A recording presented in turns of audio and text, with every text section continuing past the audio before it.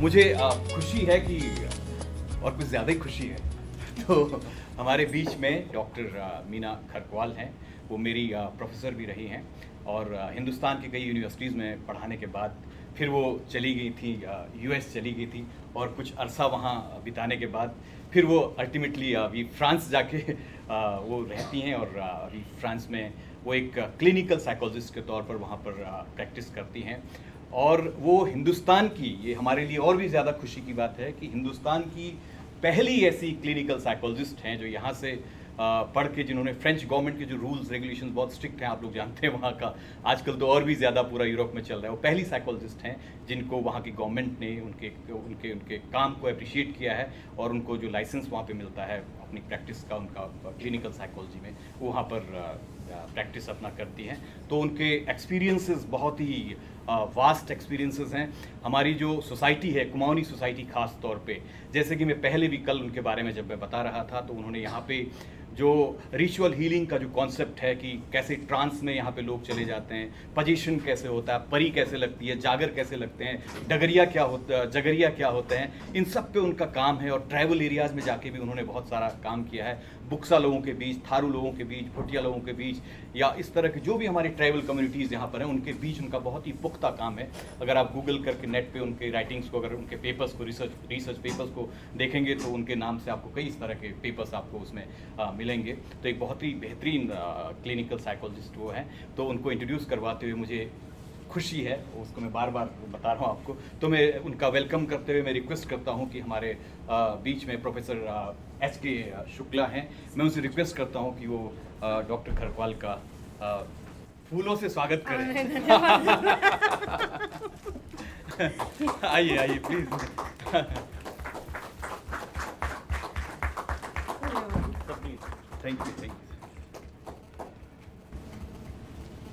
Thank you so much. तो अब मुझे लगता है कि मैं 2 दिन से लगातार बीच बीच में आके कुछ करता जा रहा हूँ आपके बीच में।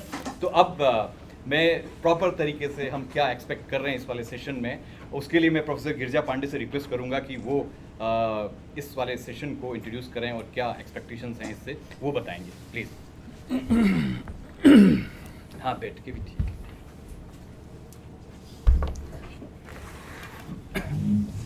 साथियों, आप सबका एक बार फिर इस समापन की ओर बढ़े सत्र में स्वागत है।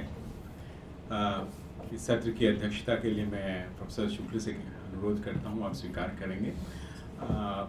और डॉक्टर मीना खरकवाल का विश्वविद्यालय की ओर से, अपने directorate of research and innovation की ओर से हम हार्दिक स्वागत करते हैं। मेरे लिए आज तो ये प्लेजेंट सरप्राइज रहा है डॉक्टर खरकवाल से मिलना, क्योंकि हम दोनों ही कंटेम्प्रेरी हैं और एक ही कॉलेज में एक साथ पढ़ रहे थे, लेकिन विषय हमारे अलग अलग थे। और आज करीब करीब 32 सालों बाद ये मुलाकात हुई है और हम लोग के कॉमन फ्रेंड्स भी रहे हैं।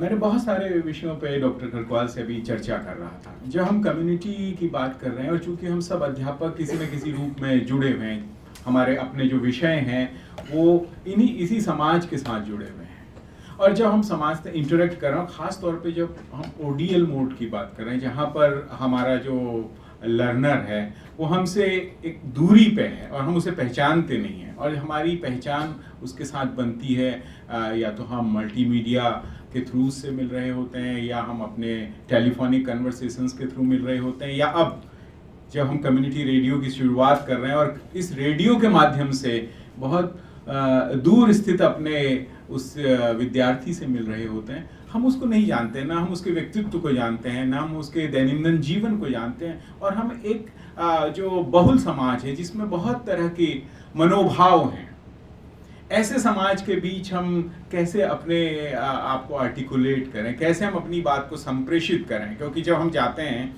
हमें खुद भी अनुभव होता है, हम कैसे गांव में बात कर रहे हैं, किस तरह से अपने विषय को इस आसानी से रख सकें कि वो सामने वाला हमारी बात को समझ जाए, एक तरह का कांटेक्ट उसके साथ कैसे सहजता से स्थापित हो। ये तभी होगा जब हम अपने समाजों की विविधता को समझें, उसकी संस्कृति को समझें, और ख़ास तौर पे उसके जो सांस्कृतिक मनोविज्ञान है उसको हम समझें।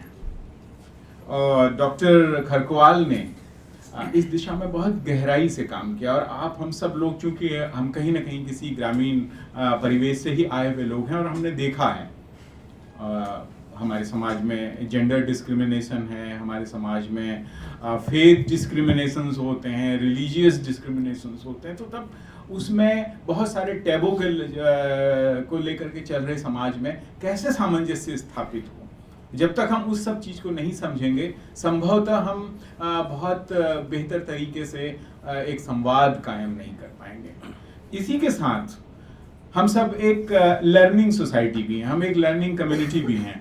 तो मैं अपेक्षा करता हूं कि आपके इतने व्यापक जो वैश्विक अनुभव हैं, राष्ट्रीय अनुभव हैं और क्षेत्रीय अनुभव हैं, क्योंकि आप उत्तराखंड से ही हैं और उसके इस क्षेत्र से हैं, कुमाऊं क्षेत्र से हैं, और उस ग्रामीण परिवेश को भी आपने समझा है, देखा है। तो शायद हमारे लिए ये सबसे एक बेहतरीन अवसर है जब हम उन सारी चीज़ों को अकादमिक नज़रिए से समझ पाएंगे, उसके बीच में एक सामंजस्य बिठा पाएंगे।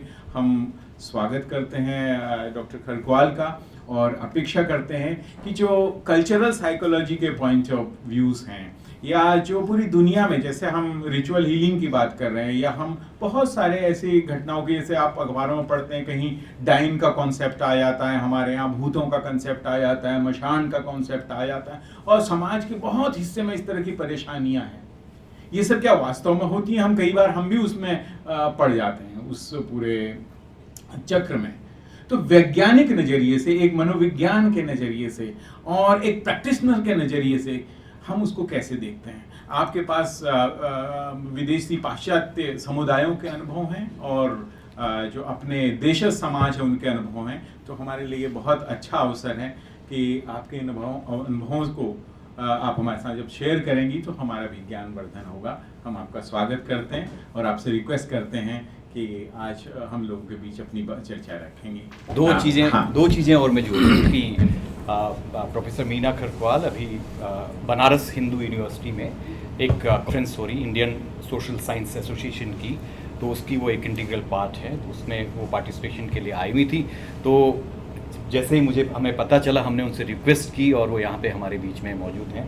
तो हम बहुत बहुत शुक्रगुजार हैं उनके कि हमारे बीच में आई। और दूसरी जो चीज़ है कि मैंने उनसे ये भी रिक्वेस्ट की है, कुछ देर पहले हम बात कर रहे थे कि रेडियो को लेके आपके क्या एक्सपीरियंसेस हैं इससे पहले, आपके बचपन से लेके। हाँ, एक ये पॉइंट। और दूसरा कि और एक बात हो रही थी कि फ्रांस में जिस जगह पे आप रहती हैं, उस जगह इन्होंने बताया कि एक रेडियो कुछ लोगों ने मिलकर स्टार्ट किया, तो कैसे रिलेट करेंगी, ये भी थोड़ा एक्सपीरियंसेस आप शेयर करेंगी तो बहुत अच्छा लगेगा हम सबको। शुक्रिया आपका, आप सब लोगों का, खास तौर से भूपेन का, मुझे ये अपॉर्चुनिटी देने के लिए। एक कहावत है कि अपने स्टूडेंट को देख करके या अपने बच्चे को देख करके, उसको बढ़ते हुए देख करके बहुत खुशी होती है। तो हम लोगों के लिए जो ख़ास तौर से शिक्षक हैं, उनके लिए अपने बच्चों का इस तरह से काम करना देखकर और उन्हें उनके बच्चों के साथ देखना बहुत अच्छा लगता है। और मैं सचमुच में भूपेन का स्पष्टली धन्यवाद देती हूँ कि जैसे ही इनको पता चला, इन्होंने कहा कि अगर मैं आ सकती हूँ तो मैंने भी पूरी कोशिश की, क्योंकि मेरे लिए ये ज़्यादा सीखने का अनुभव है, बांटने का अनुभव होगा। आप लोग मुझे मेरी हिंदी के लिए माफ़ करेंगे, मैं बहुत अच्छी हिंदी बोलती हूँ, लेकिन जब आप फ्रांस में रहते हैं तो वो आपकी सारी भाषाएं ख़राब कर देते हैं। तो रेडियो से मेरे अनुभव की बात अभी मुझे याद आ रहा था, अपना बचपन। मेरी माँ हम लोगों का इंतज़ार करती थी स्कूल से आते हुए, वो रेडियो सुना करती थी। मेरी माँ एक बहुत शर्मीली महिला है, बहुत ज़्यादा पढ़ी लिखी नहीं है, किताबें वगैरह नहीं पढ़ पाती थी, लेकिन रेडियो बहुत सुनती थी। और जब हम आते थे तो जो खाना वो हमें देती थी 7 भाई बहनों को, उसके साथ वो हमें वो सब सुनाया करती थी जो उन्होंने रेडियो में सुना। खुशकिस्मती की बात ये थी कि तब रेडियो का शायद स्तर बेहतर होगा, क्योंकि उनके मुंह से मैंने मोहम्मद की कहानियाँ सुनी, ईसा की कहानियाँ सुनी और भी कई कहानियाँ सुनी। यानी कि मेरी माँ जो एक हिंदू ब्राह्मण है, वो मुझे मोहम्मद की कहानियाँ सुनाती है कि किस तरह से उसने ईमानदारी, उसने झूठ नहीं बोला। और वो ईसा की कहानियाँ सुनाती है जो कट्टर धार्मिक है मेरी माँ। और तो रेडियो का मेरा बचपन से, रेडियो ने मुझे बहुत कुछ दिया। रेडियो से माँ ने सुना और वो आदत मुझ में डाली रेडियो सुनने की। मैं रेडियो सुनती थी और मेरी वो आदत आज भी ख़त्म नहीं हुई। मैं फ्रांस में भी रेडियो ही सुनती हूँ। मेरा फेवरेट रेडियो है फ्रांस कल्चर, जिसमें कि आप सभी विषयों पर बातें होती हैं। कभी कभार हिंदी गाने भी बज जाते हैं, लेकिन उसका बैकग्राउंड वो देते हैं कि क्यों वो बजा रहे हैं। उसमें साइंस की बात होती है, फ़िलोसॉफ़ी की बात होती है, म्यूज़िक की बात होती है, भोजन की बात होती है। फ्रांसीसी लोग भोजन को बहुत बड़ा अपनी संस्कृति मानते हैं। तो आज भी मैं रेडियो सुनती हूँ। टीवी में देख लेती हूँ, लेकिन रेडियो जो है मेरा पहला लगाव मेरा रेडियो से ही है। तो रेडियो का व्यक्तिगत रूप से मेरे व्यक्तिगत जीवन में रेडियो का बहुत बड़ा कंट्रीब्यूशन रहा है। और जब जो हम होते हैं उसको बनने में बहुत सी आसपास की चीज़ों का योगदान होता है, और मेरे लिए रेडियो का मेरे जीवन में बहुत बड़ा योगदान है। तो आप मान सकते हैं इस बात को कि जो आज आप लोग करेंगे, जो अभी डिस्कस किया था कम्युनिटी रेडियो का बात, किस तरह से आप लोग ज्ञान को बहुत अच्छे से विभेद करिए। ज्ञान और अज्ञान के बीच में बहुत पतली खाई होती है। कभी विवेकानंद ने कहा था कि अच्छे और बुरे के बीच की जो विभाजक रेखा है वो बहुत पतली है, वो बहुत मोटी नहीं है। और कब अच्छा बुरे में बदल जाए, कब बुरा अच्छे में बदल जाए, पता नहीं चलता। इसलिए आप लोगों को, ख़ास तौर से मीडिया के लोगों को बहुत जागरूक रहना चाहिए कि ज्ञान और ज्ञान की परिभाषा शायद आपको क्लास में मिलती भी होगी। अब आते हैं कम्युनिटी पर। जब हम ज्ञान से जाते हैं, आप ज्ञान के एक केंद्र से जाते हैं, ज्ञान के मंदिर से, और आप जैसे ही आप अपने व्यक्तिगत जीवन में आते हैं, आपने यहाँ पढ़ा कि भगवान के अस्तित्व को आप नकारने लगते हैं। घर में आप आकर आपसे कहा जाता है कि सोमवार का व्रत करिए, नहीं तो आपकी शादी नहीं होगी। हर लड़की से कहा जाता है।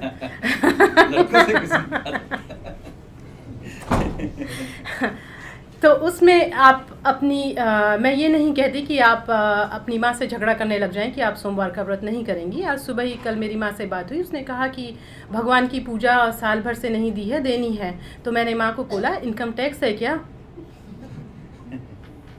इनकम टैक्स तो नहीं है। तो मतलब ये कि मैंने माँ को ये भी नहीं कहा कि ये सब बकवास है, आप करना बंद करिए। मैंने कहा कि आप देख लीजिए, जो उसकी ज़रूरत है, आपके बच्चे स्कूल आपके बच्चों की प्रॉब्लम है, आपके नाती पोतों की प्रॉब्लम है, उसके बाद आप करिए।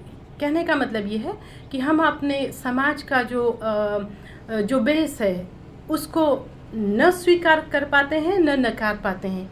क्योंकि हम यहाँ से जब जाते हैं ज्ञान लेकर के, और हम खुद को अज्ञानता के बीच में पाते हैं, तो वहाँ आपको अपने पाँव को जमाए रखने की बहुत ज़रूरत है। क्योंकि ज्ञान आप एक पीढ़ी में न तो निकाल पाएंगे न दे पाएंगे। यानी कि जो पिछला है उसको आप अगर पूरे सिरे से जाकर के कम्युनिटी में, यहाँ पर आप नकार सकते हैं, कम्युनिटी पर जाकर नकारेंगे तो होता क्या है कि हम नकार नहीं पाते। हम वहाँ जाकर उसी के बीच में उन्हीं के जैसे हो जाते हैं, जिसका रिलेशन रिचुअल हीलिंग से होगा, जो कि मैं आप लोगों को बताऊंगी। क्योंकि कई सवाल ऐसे आए, जैसे आपने भी कहा कि जब वहाँ पर हमारे पास ये स्थिति हो जाती है कि हम उसे माने या न माने। मुझे लगता है कि सभी लोग यहाँ शायद कुमाऊनी परिवारों से होंगे, और हम सभी अलग अलग हैं। अच्छा, तो अलग अलग हैं, इसलिए हो सकता है कि कुछ ऐसे शब्द आपकी बयान में आए जिनको हम बीच में टोक कर आपसे पूछना चाहें, तो उसमें आप बुरा न मानिएगा। मैं बुरा मानने बहुत कम मानती हूँ, और जब वो ज्ञान के क्षेत्र में हो तो मैं सोचती हूँ कि, और ख़ास तौर से मनोवैज्ञानिक हूँ, बुरा मानने की जो बात है वो मेरे हिसाब से पैथोलॉजी में आ जाती है, तो मैं अवॉइड करती हूँ। तो हमारी रिचुअल हीलिंग पर रेडियो पे एक बात और आप लोगों को बताना चाहूँगी, रेडियो के कंट्रीब्यूशन से। जिस जगह पे मैं रहती हूँ लोंगवी, वो किसी ज़माने में स्टील की बहुत ज़बरदस्त इंडस्ट्री हुआ करती थी। मैं उसे कभी कभी हमारा कानपुर कहती हूँ। तो 70 के दशक में धीरे धीरे इंडस्ट्रीज़ बंद होनी शुरू हुई। तो जो मज़दूर वर्ग है वहाँ का, तो वो बहुत वो इसके अगेंस्ट खड़ा हो गया। तो उन लोगों ने वहाँ एक रेडियो चलाया जो इलीगल था, कम्प्लीटली इलीगल। और उसके थ्रू, क्योंकि जब कम्युनिटी रेडियो की बात हुई, मैं आपको उसके लिंक दे जाऊंगी, आप उसको वीडियो पे देख सकते हैं कि किस तरह से वो रेडियो चलाया गया, और किस तरह से वो रेडियो ने पेरिस में आज भी जब कोई लोंगवी से जाता है तो लोग कहते हैं, अच्छा वही लोंगवी जिसके आते ही पेरिस में हंगामा हो गया था। बहुत बड़ा इंडस्ट्रियल एरिया था, और जब फैक्ट्रीज़ बंद हुई तो लोगों ने अपने अधिकार के लिए आवाज़ उठाई। तो उस वक्त इस कम्युनिटी रेडियो ने, जो कम्प्लीटली इलीगल था जिसे बता रही हूँ, बहुत बड़ा अपना योगदान दिया। बहुत ज़्यादा तो मैं आपको अभी नहीं बता पाऊँगी उसके बारे में, लेकिन ये मुझे क्लिक किया जब आपने कम्युनिटी रेडियो की बात की। तो कहने का मतलब ये है कि मीडिया का और रेडियो का या किसी भी तरह जो आप लोग हैं, आपके कंधों पर बहुत बड़ी जिम्मेदारी है समाज के बीच में ज्ञान, नॉलेज, इन्फॉर्मेशन, ख़ास तौर से इन्फॉर्मेशन, मेरे ख्याल से यही होता है कि आप सूचनाएं देने का काम करते हैं। तो उसमें आपको अपने पाँव ज़मीन पे रखने होते हैं। किस तरह से आप अपनी संस्कृति में रहते हुए, आप अपने समाज में रहते हुए अपने पाँव को जमाए रख सकते हैं, वो पाँव जो आपको आपके ज्ञान ने दिए हैं। अब आते हैं रिचुअल हीलिंग पर, जिस पर मेरा थोड़ा बहुत काम है। भूपेन ने आपको बताया कि मैं हिंदुस्तान की पहली साइकोलॉजिस्ट हूँ, हिंदुस्तान से पढ़ी लिखी, जिसके सारी डिग्रीज़ हिंदुस्तान से हैं, जो कि फ्रांस में रिकॉग्नाइज्ड साइकोलॉजिस्ट है। फ्रांस में आप साइकोलॉजिस्ट तब तक नहीं बन सकते जब तक कि आपको रिकॉग्निशन ना मिले। उसके लिए ज़्यादातर हम लोग जो दूसरे देशों से आए होते हैं, ख़ास तौर से उनके मुकाबले में कमतर देशों से, उनसे वो डिमांड करते हैं कि हम दोबारा से उनके कोर्सेज़ करें। तो उसमें मुझे फ़ायदा ये हुआ कि मुझे व्यक्तिगत रूप से कुछ नहीं मालूम था कहाँ मेरी फ़ाइल जाएगी, कहाँ होता है, कैसे होता है। हम लोग को फ़ाइल अपनी भेज देनी पड़ती हैं कि मेरी फ़ाइल इम्प्रेसिव थी। जो काम मैंने किया था उसने मुझे मदद की कि मुझे रिकग्निशन मिल गई। तो मैं पहली मनोवैज्ञानिक हूँ और उम्मीद करती हूँ कि कई मनोवैज्ञानिक आएंगे और भी कई उसमें आएंगे। हिंदुस्तान में अच्छा काम करेंगे तो बाहर भी उसका बाहर और हिंदुस्तान मेरे लिए दो चीज़ नहीं है, विश्व एक है। हम कहीं भी काम करें, हिंदुस्तान में काम करें, वहाँ काम करें, हम अपने अनुभवों को हर इंसान से बांट सकें। तो काम मेरा मनोविज्ञान में मैंने PhD किया है और मनोविज्ञान में ही आगे मैंने काम किया। लेकिन मनोविज्ञान में मेरा जो काम था वो संस्कृति और मनोविज्ञान को लेकर था। मेरा डॉक्टरेट का काम था कॉग्निटिव डेवलपमेंट, जो मैंने संस्कृति से रिलेट करके दिया। हम लोगों के ज़माने में संस्कृति का मतलब होता था ट्राइबल, नॉन ट्राइबल। अब हंसी भी आती है, तो उसमें हमने विभेद इसी तरह से किया कि ट्राइबल, नॉन ट्राइबल, और उस तरह से दो उनमें डिफरेंस देख करके। बहरहाल ये कॉग्निशन पे काम था। उसके बाद मैं काम करती चली गई और मेरा काम आगे बढ़ता गया। रिचुअल ट्रेडिशनल हीलिंग पर मैंने काम किया। मेंटल हेल्थ के एरिया में मैंने अमेरिका में कल्चरल मेंटल हेल्थ पे काम किया है। वहाँ पर भी कल्चर कहने पर हम लोग ब्लैक कल्चर और वाइट कल्चर कहते हैं, उस ज़माने में कहा जाता था। तो एक वाइट कल्चर होता है, एक नॉन वाइट कल्चर होता है। आप उसको सफ़ेद रंग से न लीजिएगा, वाइट रेस में काला भी हो सकता है, जिसको कि अगर किसी वाइट फैमिली ने किसी काले बच्चे को अडॉप्ट किया हो। तो वाइट कल्चर का मतलब वो सारी संस्कृतियाँ जो मैक्सिमम जिनमें जो यूरोप से आई हुई हैं, उनके और जो नॉन वाइट कल्चर है उनके बीच में मेंटल हेल्थ की प्रॉब्लम्स को लेकर के मेरा सांस्कृतिक और कल्चर एंड मेंटल हेल्थ पे काम था।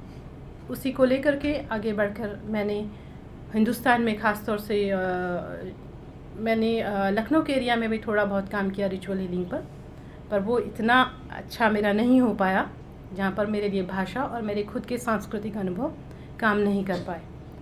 तो मैंने पहाड़ों पर, डंगरिया पर काम किया, रिचुअल हीलिंग्स पर।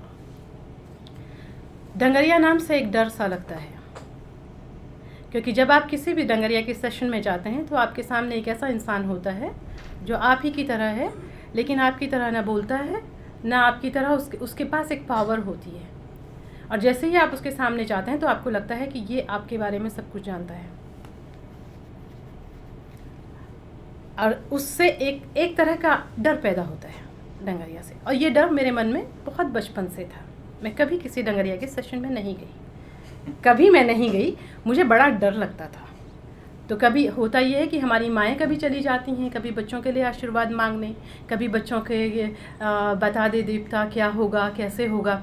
मेरे पिताजी इन सब चीज़ों के बहुत खिलाफ थे, लेकिन मेरी माँ पीछे पीछे से जाती थी। माँ ही होती है, तो वो ये सब किया करती थी। एक बार मैं भी माँ के साथ चली गई, तो मुझे वो जो माहौल था, मैं शायद 8-10 साल की रही होंगी, तो उस माहौल ने बड़ा प्रभावित किया और वो मेरे दिमाग में कहीं रह गया। उसके बाद मैं कभी जाने की हिम्मत नहीं कर पाई।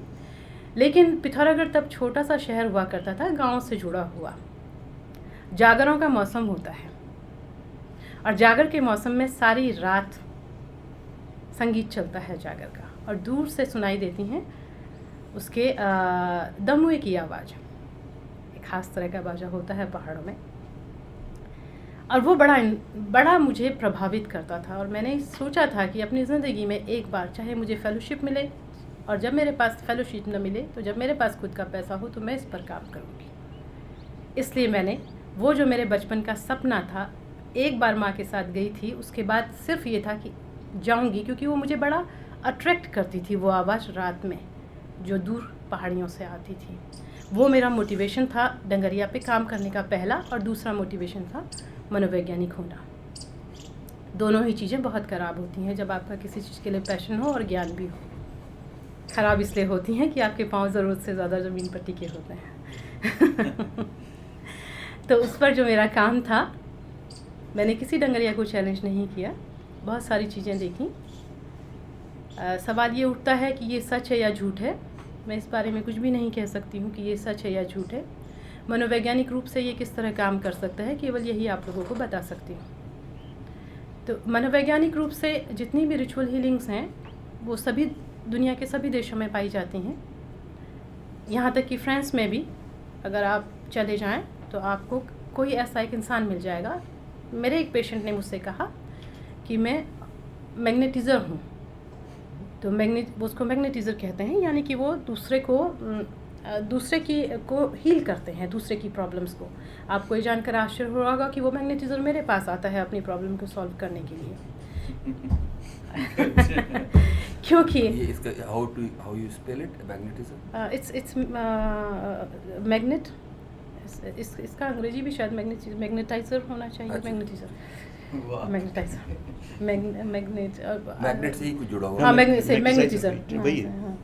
तो कई पेशेंट्स आए। एक पेशेंट जो पहला पेशेंट था वो उसको भेजा गया था कार्डियोलॉजिकल डिजीज़ का प्रिवेंशन का प्रोग्राम होता है, उसमें स्ट्रेस जो है वो प्रिवेंट करने के लिए। तो वो मेरे पास आया था। तो उसने जब मुझे बताया तो मुझे बड़ी क्यूरियोसिटी हुई। मैंने कहा इसको तो मनोवैज्ञानिक के पास नहीं आना चाहिए, ये तो दूसरे की स्ट्रेस को कम करता है। बहरहाल मनोवैज्ञानिक के पास आने वाले के जो होता है कि सबसे बड़ी उसको आज़ादी होती है कि वो अपने बारे में कुछ भी कह सकता है, उसको मनोवैज्ञानिक टोकता नहीं है। तो ये सबसे बड़ी आज़ादी होती है, उसको खुद को देखने का मौका मिलता है मनोवैज्ञानिक के सामने। मैग्नेटिज़र जो होता है वो दूसरे को हील करता है, वो कहीं पर प्रॉब्लम देखता है और उस प्रॉब्लम को वो उतनी ही प्रॉब्लम को वो सॉल्व करता है। तो कई मैग्नेटिज़र मेरे पास आए तो उनको मैं डंगरिया से नहीं जोड़ती थी, मतलब मुझे लगता था कि सारी दुनिया में होते हैं। फिर आगे जाने पर पता चला कि कई लोग होते हैं जो फेथ हीलिंग करते हैं। वो फिर चाहे आप चर्च की फेथ हीलिंग कर लीजिए, और कई फेथ हीलर्स ऐसे हैं जो कि रिलीजियस नहीं हैं, क्योंकि फ्रांस जैसे देश में केवल 15 से 20% जो लोग हैं वो धार्मिक रह चुके हैं। चर्च गोर्स वहाँ नहीं है लोग। तो एक मैग्नेटिज़र ज़रूरी नहीं है कि वो धार्मिक भी हो। इसके विपरीत पहाड़ों पर जितने भी डंगरियाँ हैं वो सभी धर्म से जुड़े हुए हैं। और धर्म की जो सबसे बड़ी खासियत है पहाड़ में, वो धर्म वो नहीं है जिसको हम हिंदू धर्म के नाम से जानते हैं। पहाड़ में हमारा एक लोकल गॉड होता है, एक भूमि देवता होता है, एक इष्ट देवता होता है, और उसके अलावा कई छोटे मोटे देवता होते हैं। बड़े देवता तो पहाड़ की पृष्ठभूमि में बहुत बाद में आए हैं। इन छोटे देवताओं का, जो मेरे व्यक्तिगत स्टडी पर बेस्ड है, इन छोटे देवताओं का हर गांव की संस्कृति और समाज और मनोविज्ञान से बहुत गहरा नाता है। जब आप वहाँ काम करने जाते हैं तो आपको पता चलता है कि ये समाज के ताने बाने को बनाने में इनका बहुत बड़ा योगदान रहा। लेकिन जब मैं आपसे समाज का ताना बाना कहती हूँ तो ये एक बहुत पुराना ताना बाना है। आज समाज का ताना बाना आप कैसे डिफ़ाइन करेंगे? जब आपका गांव में जाने वाला बच्चा, उसके पास स्मार्टफोन है, उसका समाज का ताना बाना बदल चुका है। और ये आज ही नहीं, टीवी का जब आया था समाज का ताना बाना बदलने लगा। रेडियो जब आया समाज का ताना बदलने लगा, लेकिन डंगरिया उसी ताने बाने में है जो वो शुरुआत में बनाया गया था। ये जो डंगरिया हैं इनको हम ओझा कह सकते हैं? कह सकते हैं, हाँ, ओझा कह सकते हैं क्योंकि वो सिमिलर है। लेकिन डंगरिया ओझा पता नहीं कैसे सेलेक्ट होता है, डंगरिया को उसका देवता सेलेक्ट करता है।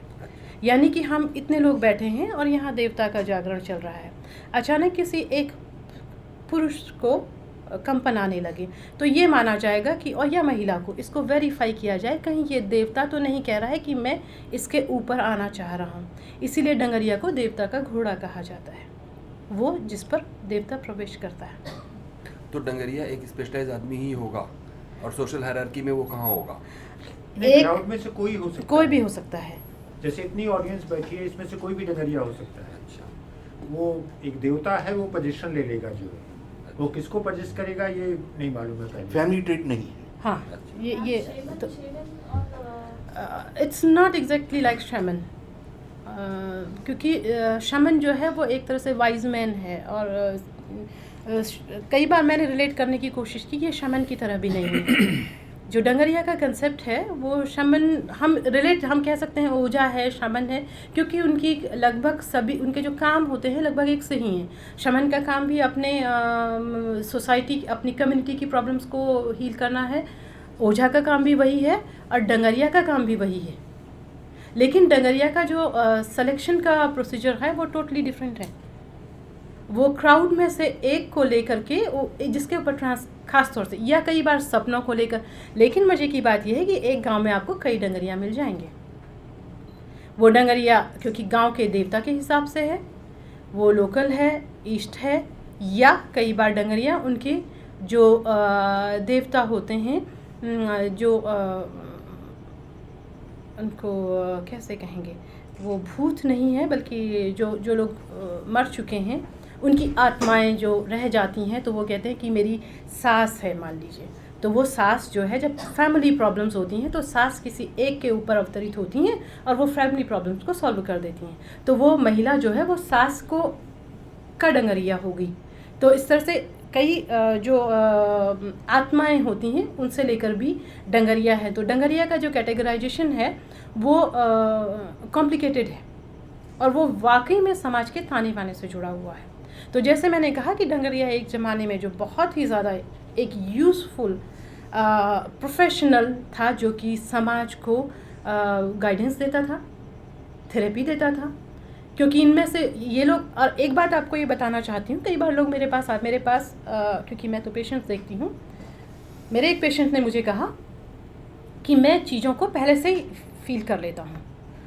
तो मैंने कहा तुम चीज़ों को पहले से फील कर सकते हो, नॉर्मल है, क्योंकि तुम बहुत ज़्यादा एंक्शस पर्सन हो।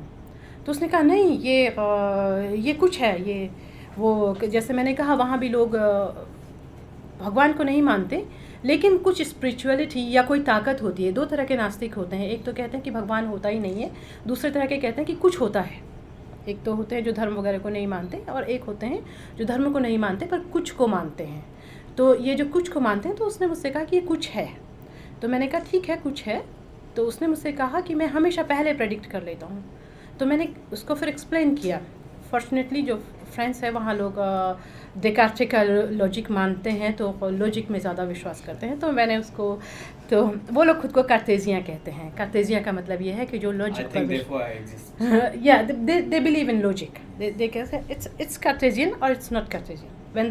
व्हेन वी से समथिंग, तो कहेंगे कि जैसे हम लोग कहते हैं कि लॉजिक लाओ, तो कहते हैं कार्टेजिया।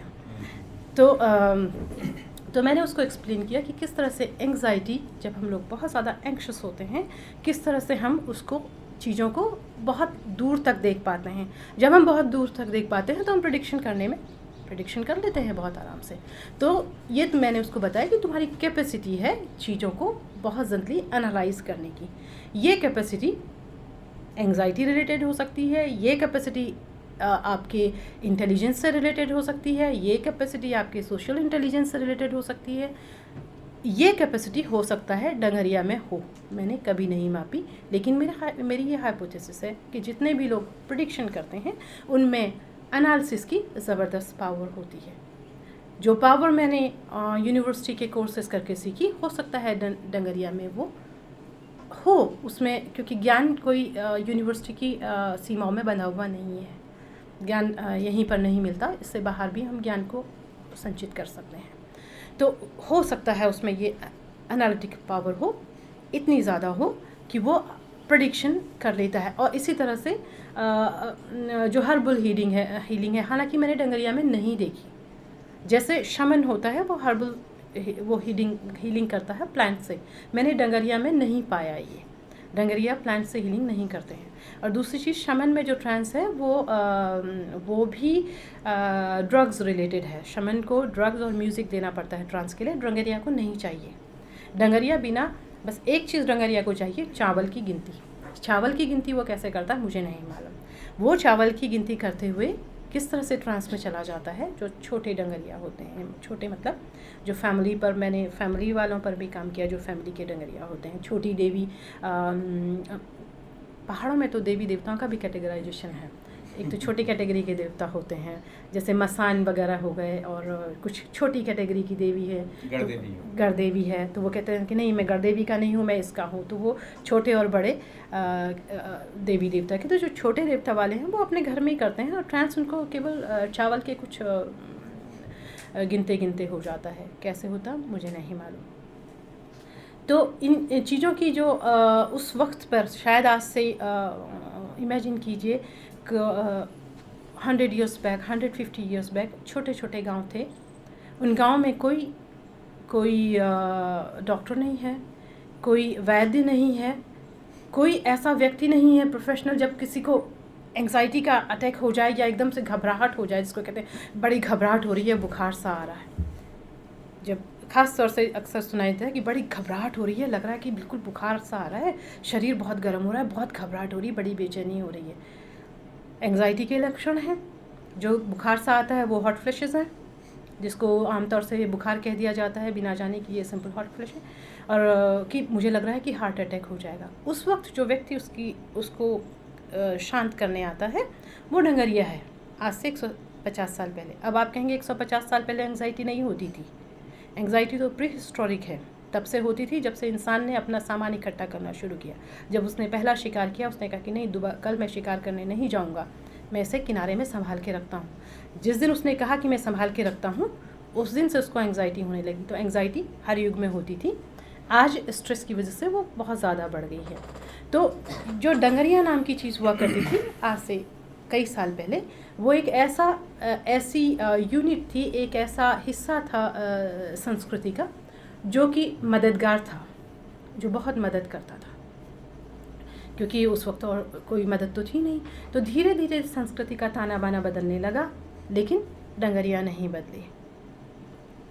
हुआ क्या कि हमारा जो विश्वास है कि हमें अपने कुल देवता को मानना है, हमें अपने ग्राम देवता को मानना है, हमें अपने देवता की पूजा करनी है, हमें ये करना है, वो ऑब्लिगेशन जो हमारे ऊपर दिए गए कि तुमने अगर ये नहीं किया तो तुम्हारा बुरा हो जाएगा।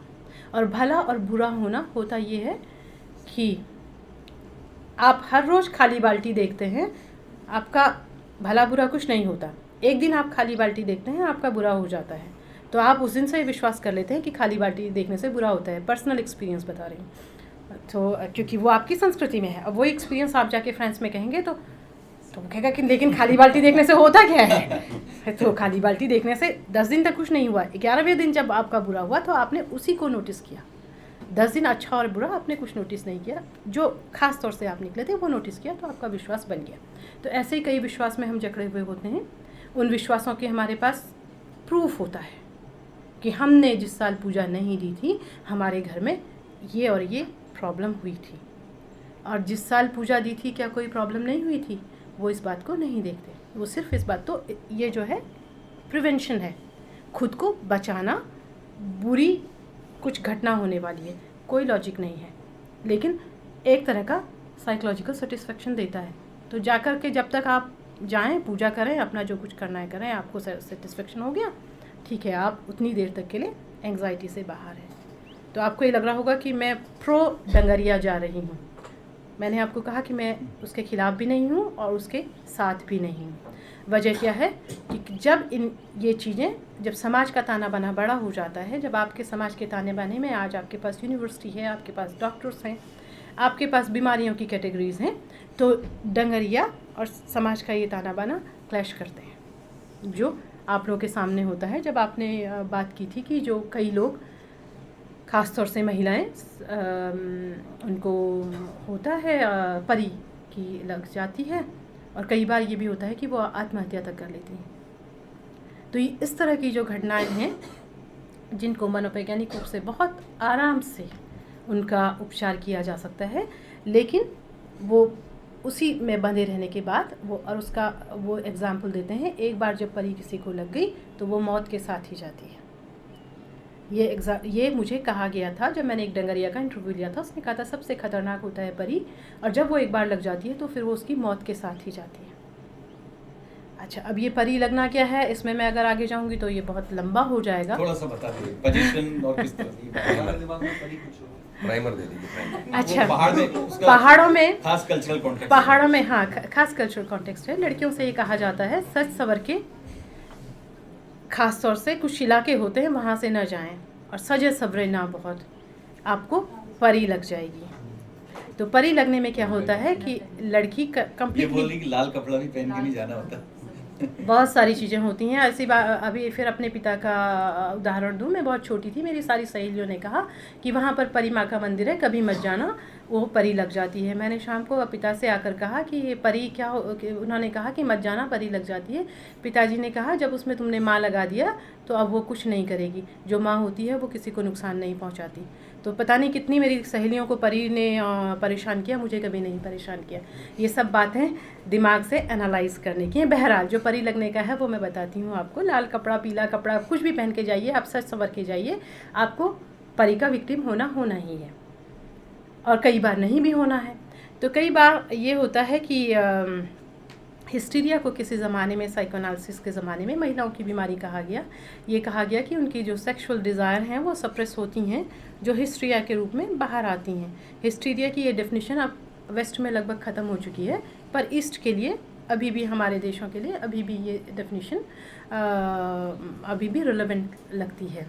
तो जो ये आप एक 17-18 साल की लड़की का साइकोलॉजिकल और फिज़िकल एनालिसिस करें, तो आपको मालूम है क्या फ़िज़िकल डिज़ायर होती हैं, क्या साइकोलॉजिकल डिज़ायर होती हैं। और अगर वो लड़की खूबसूरत हो तो उसका जो पर्सनल नार्सिसिज्म है, पॉजिटिव और नेगेटिव दोनों, उसका भी क्या रोल होगा।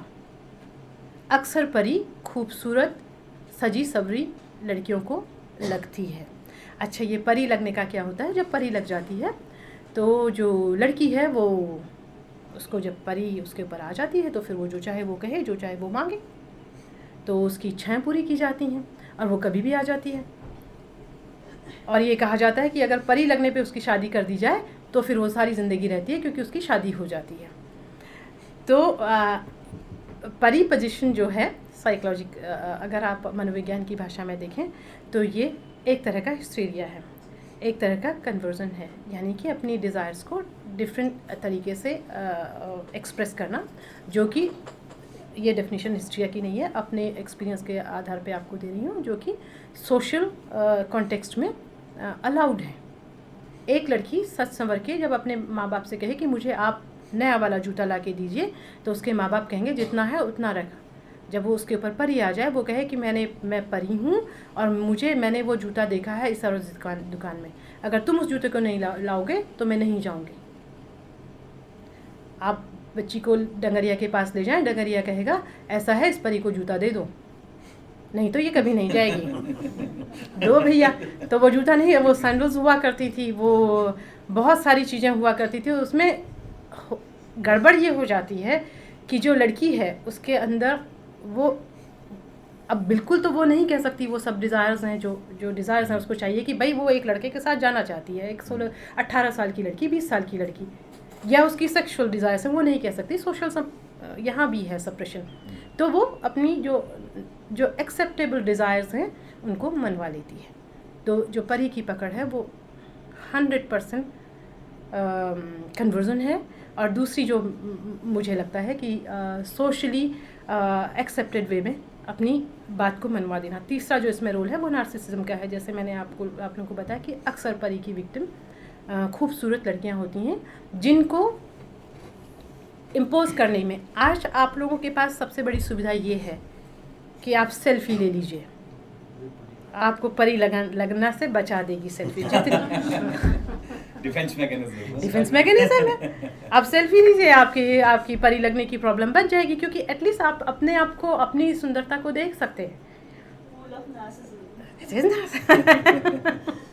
तो आज आप ये कहेंगे कि आपको परी लगने की संभावना बहुत कम है, लेकिन आपकी उम्र की कोई लड़की जो गांव में रह रही है उसको परी लगने की संभावनाएं बहुत ज़्यादा है। तो परी ये एक तरह का बहुत ही कल्चरली सिग्निफिकेंट फिनोमेन है, जो कि पहाड़ की महिलाएं अक्सर इसकी विक्टिम भी हो जाती हैं। फिर विक्टिम हो जाती हैं, यानी कि फिर क्लैशेस होते हैं, क्योंकि आप देवता हो गए। देवता आप थोड़ी देर के लिए होते हैं, फिर आप सोसाइटी में जब आते हैं तो आप एक नॉर्मल ह्यूमन बीइंग होते हैं। बहुत ज़बरदस्त क्लैशेस होते हैं।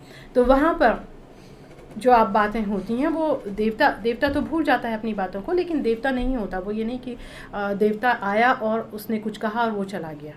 वो वही व्यक्ति होता है जिसने वो अपने एक्सपीरियंस से कहा है। अगर मैं ट्रांस में हूँ तो कोई ट्रांस ऊपर से नहीं आ रहा है, मेरा ही जो दूसरा पार्ट है मेरी पर्सनैलिटी का, वो सामने उभर कर आ रहा है।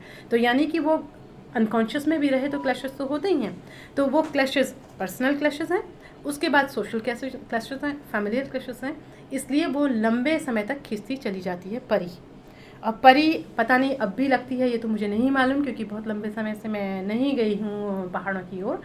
आप लोग मुझे ज़्यादा बताएंगे कि अगर आप लोग गाँव में जाते हैं कि क्या अभी भी आप लोगों को परी के विक्टिम दिखाई देते हैं? अभी भी लगती है।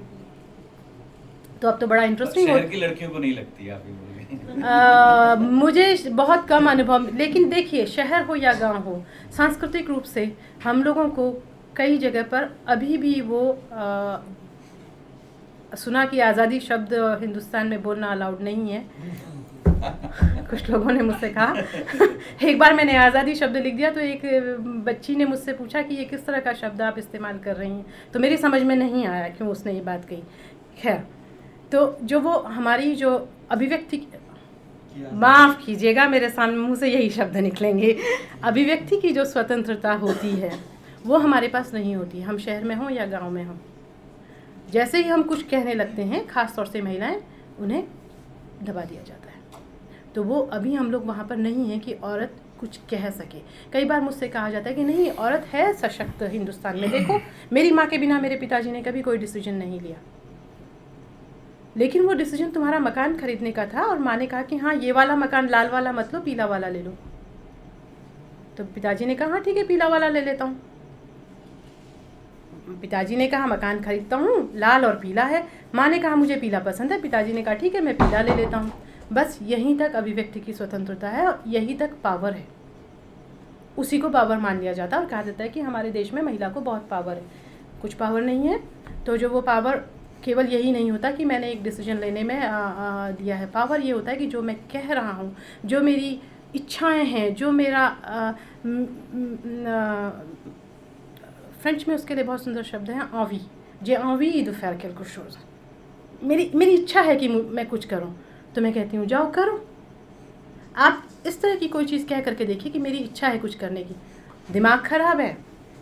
पहले तो लड़के को ही नहीं मिलेगी आज़ादी, क्योंकि उसको ये है कि भाई उसको करियर बनाना है, उसको नौकरी करनी है। तो लड़कियों के लिए जो आज़ादी है वो बहुत लिमिटेड है।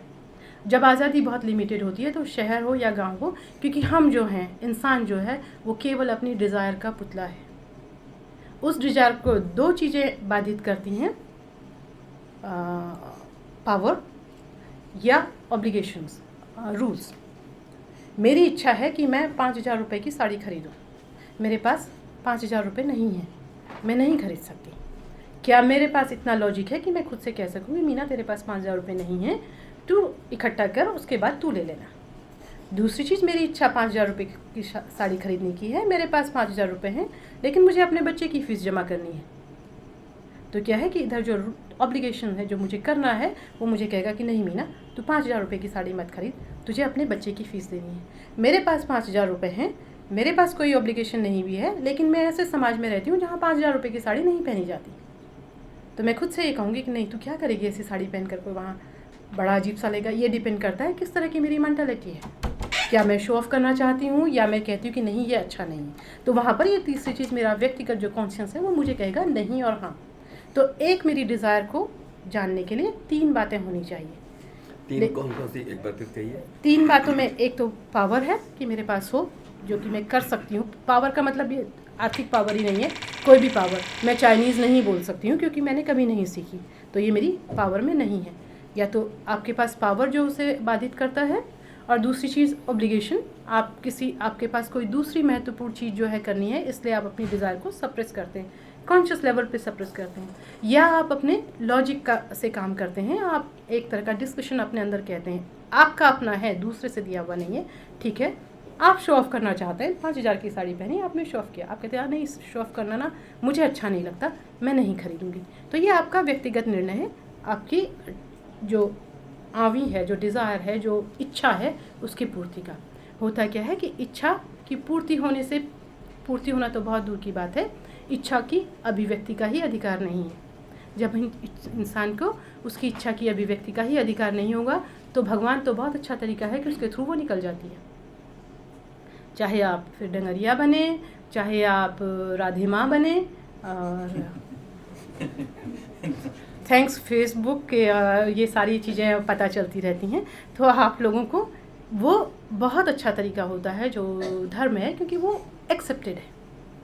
वहाँ पर आप इंसान कुछ नहीं करेगा, आपने अपनी इच्छा निकाल दी, आपके माँ बाप, आपका गांव, अरे दे दो भाई लड़की को जूता, पैसे नहीं है ना तेरे पास, अरे हम इकट्ठा कर देंगे, क्या है 100 रुपये का ही तो जूता है, लेके आ जाता है। यहाँ तक कि कम्युनिटी तक कंट्रीब्यूट करेगी उस परी को देने के लिए 100 रुपये का जूता, क्योंकि कम्युनिटी को बचाना है अपनी दूसरी लड़कियों को, तो वो सोशली एक्सेप्टेड है। तो ये केवल एक अपनी डिज़ायर को एक्सप्रेस करने का माध्यम है। सही है गलत है मैं आपसे कुछ नहीं कह सकती, कभी शायद सही था, आज के सामाजिक ताने बाने में शायद सही तरीके से फिट नहीं बैठता। इसलिए अब आप लोगों की जो देखना है इस बात को कि कैसे आप लोग इसके बीच में तालमेल बैठा सकते हैं। मीडिया के लोग, आप लोगों का काम न इसको गलत साबित करना है न सही साबित करना।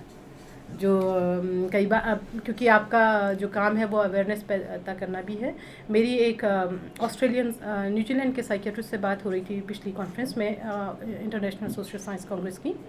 तो मैंने अपना पर्चा पढ़ा, उन्होंने भी अपना पर्चा पढ़ा, तो दोनों का पर्चा लगभग एक ही पर था, वो था ट्रेडिशनल हीलर्स पर।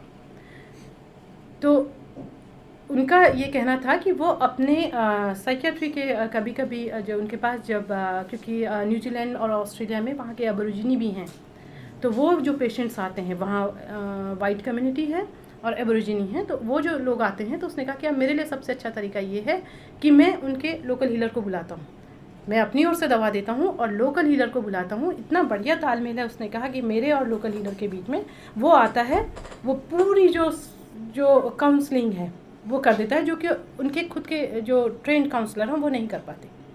तो ये एक तरह का तालमेल है जिसमें साइकियाट्रिस्ट, जो कि एक साइंटिफिक मैं कहूँगी इसको कि कह सकते हैं साइंटिफिक मॉडर्न मेडिसिन का आदमी है, वो एक ट्रेडिशनल हीलर को लेकर के केवल उसने कहा कि मेरा मकसद है कि मेरे पेशेंट को फ़ायदा पहुंचे, वो दवा खाए और साथ ही साथ और किस तरह से दवा खाए ये भी लोकल हीलर उसको बताता है। वो लोकल हीलर उसको मोटिवेट करता है कि उस बच्चे को दवा खानी है। तो ये है एक तरह का तालमेल, क्योंकि जैसे मैंने आप लोगों को कहा कि हम रातों रात किसी चीज़ को रेडिकेट नहीं कर सकते हैं। मुझे लग रहा है कि मेरे जो शब्द हैं ना, वैज्ञानिक शब्द, वो भारत की राजनीति से बहुत तालमेल खा रहे हैं तो किसी भी चीज़ को ग्रेजुअली जो है, ख़ासतौर से सामाजिक संदर्भ में ग्रेजुअली उसको हटाया जाता है। तो जब आप लोग, आपका शायद ये मेरे से एक सवाल था कि लेकिन ये हर्ट करता है, ये साइंटिफिक नहीं है डंगरिया का होना। साइंस की भी डेफिनेशन जो है वो आपको थोड़ा सा देखना पड़ेगा, आप मॉडर्न साइंस से उसको अगर ना करें, अगर आप ट्रेडिशनल में जाएं, जैसे मैंने कहा कि शायद वो आज से 200 साल पहले बड़ा साइंटिफिक चीज़ थी। साइंस की डेफिनेशन में शायद उनके पास कॉज एंड इफ़ेक्ट थे, हो सकता है, पर आज नहीं है वो, क्योंकि वो वहीं पर ब्लॉक होके रह गया, उससे कोई प्रगति नहीं है। मैं चाहती कि डंगरिया जो है वो अपनी प्रगति टेलीविज़न, स्मार्टफोन, उसका देवता उसमें इंक्लूड हो जाता तो शायद वो उसके साथ आगे आ जाते, लेकिन उसमें उसको बहुत मुश्किल आएगी, वो नहीं कर पाएगा क्योंकि उसका एरिया लिमिटेड है। तो जहाँ पर अंधविश्वास के बढ़ने से समाज को नुकसान पहुँचता है, वहाँ पर आप लोगों का जागरूक होना बहुत ज़रूरी है। परी की पकड़ में अगर एक बच्ची पिटती रहे और आप पढ़े लिखे लोग ये मानकर चलें कि नहीं उसको परी लगी है, तो वहाँ थोड़ा सा आप लोगों को ये कहना है कि सेकंड ओपिनियन लीजिए, जा कर के साइकियाट्रिस्ट को दिखाइए। मनोवैज्ञानिक तो बहुत नहीं है हमारे देश में, लेकिन कुछ अच्छे मनोचिकित्सक हैं। मनोचिकित्सक वो होता है जिसकी साइकियाट्री में डिग्री होती है, MBBS के बाद जिसका MD साइकियाट्री में होता है। काफ़ी अच्छे मनोचिकित्सक हैं, तो कई चीज़ों का केवल बहुत कम दवाओं से ही इलाज हो जाता है। इसी संदर्भ में एक बात और कहना चाहती हूँ कि ख़ास तौर से जो साइकोटिक प्रॉब्लम्स हैं वो कई बार बहुत लंबे समय तक ये मान के चल दी जाती हैं कि इसको तो नहीं, कुछ भूत ने पकड़ दिया है तभी ये बहकी बातें करता है। वो कोई व्यक्ति खुद को ये कहने लगे कि मैं प्राइम मिनिस्टर हूँ और मैं जवाहरलाल नेहरू हूँ या कुछ हूँ, तो ये मान लिया जाता है कि इसको भूत ने लग गया है। वो कोई भूत नहीं होता, वो साइकोटिक प्रॉब्लम्स होती हैं जो कि आज के ज़माने में दवाइयों से बहुत ही अच्छी तरीके से ट्रीट हो जाती हैं। लगभग सभी तरह के जो प्रॉब्लम है, कुछ एक बहुत डिफ़िकल्ट है ट्रीट करनी, लेकिन फिर भी उनको फ़ायदा हो सकता है। तो कहने का मतलब ये है कि जो रिचुअल हीलिंग है वो कुछ जगहों पर शायद अभी भी सार्थक हो, जबकि जाकर के आपको आप महीने साल में एक बार अपने गांव गए और जाकर के आपने पूजा कराई, पूजा दे दी, नो प्रॉब्लम। आप इस बहाने आप अपने गांव चले जाते हैं, इस बहाने आप अपने खेतों का अच्छा खाना खा लेते हैं, इस बहाने आप कई चीज़ें कर लेते हैं जिसका कोई नेगेटिव नहीं पॉजिटिव, ऐसा कोई नेगेटिव पॉजिटिव इफ़ेक्ट है नहीं, क्योंकि जो व्यक्तिगत रूप से आपको नुकसान नहीं पहुंचा रहा है। तो सांस्कृतिक ताने बाने में ख़ास तौर से जो चीज़ें जुड़ी हुई हैं उसको पता नहीं हम लोगों को निकाल देना चाहिए अंधविश्वास के नाम पर। क्या इतना आसान होगा? आपका जो सवाल था कि ये अंधविश्वास है, मैं सोचती हूँ कि हम लोगों में से सभी परिवारों के जो ख़ास तौर से अभी जो हमारी माता पिता लोग हैं, मेरी माँ तो बूढ़ी हैं, आप लोग के माएँ तो शायद मेरी उम्र की होंगी, पता नहीं क्या वो लोग भी कंटिन्यू करना चाहती हैं इस चीज़ को कि जाएं अपने भगवान को पूजा दें और साल में एक बार या डंगरिया को करें। आप लोगों को क्या लगता है, जो नई जनरेशन है पहाड़ की ख़ास तौर से, आप लोगों का क्या कंट्रीब्यूशन रहता है इसमें, जब आप लोगों की हर घर में होती है साल भर में देवता की पूजा? ये पहाड़ में मेरे ख्याल से उस तरह का ये जो डिस्कोर्स है, मोस्टली जो नई जनरेशन है, वो जो चली आ रही हैं ट्रेडिशनल चीज़ें, वो उसको एक्सेप्ट कर लेती हैं। वो ये नई तरह की जो अवेयरनेस है, नया नॉलेज, साइंटिफिक नॉलेज जिसकी हम बात कर रहे हैं, या उसको क्वेश्चन करना ट्रेडिशंस को, ये ट्रेंड बहुत कम मिलेगा। अभी यही भी हम अगर पूछे लोगों से तो जो ट्रेडिशनल वैल्यूज़ हैं या ट्रेडिशनल हीलिंग है, मोस्टली लोग उसको जस्टिफाई करेंगे, ज़्यादा उसको सोचते नहीं। अच्छा, सिंपल सी बात। एक बहुत शायद यहाँ सब पढ़े लिखे पुरुष ही हैं, मैं एक महिलाओं से, पढ़े लिखे पुरुष हैं इसलिए मैं महिलाओं वाली बात कह रही हूँ। मंदिरों में मेंस्ट्रुएशन के दौरान महिलाओं का जाना मना है और महिलाएं खुद से नहीं जाती। हाँ, ये फैक्ट है। क्यों? False consciousness. क्यों नहीं जाती? क्यों नहीं जाती? नहीं, क्यों नहीं जाती? माइंडसेट क्यों किया गया? क्या वजह है कि एक पढ़ी लिखी लड़की जो सब जगह चली जाती है, जो कॉलेज जाती है, जो खाना बनाती है, वो मंदिर पे जाते हुए हिचकेगी?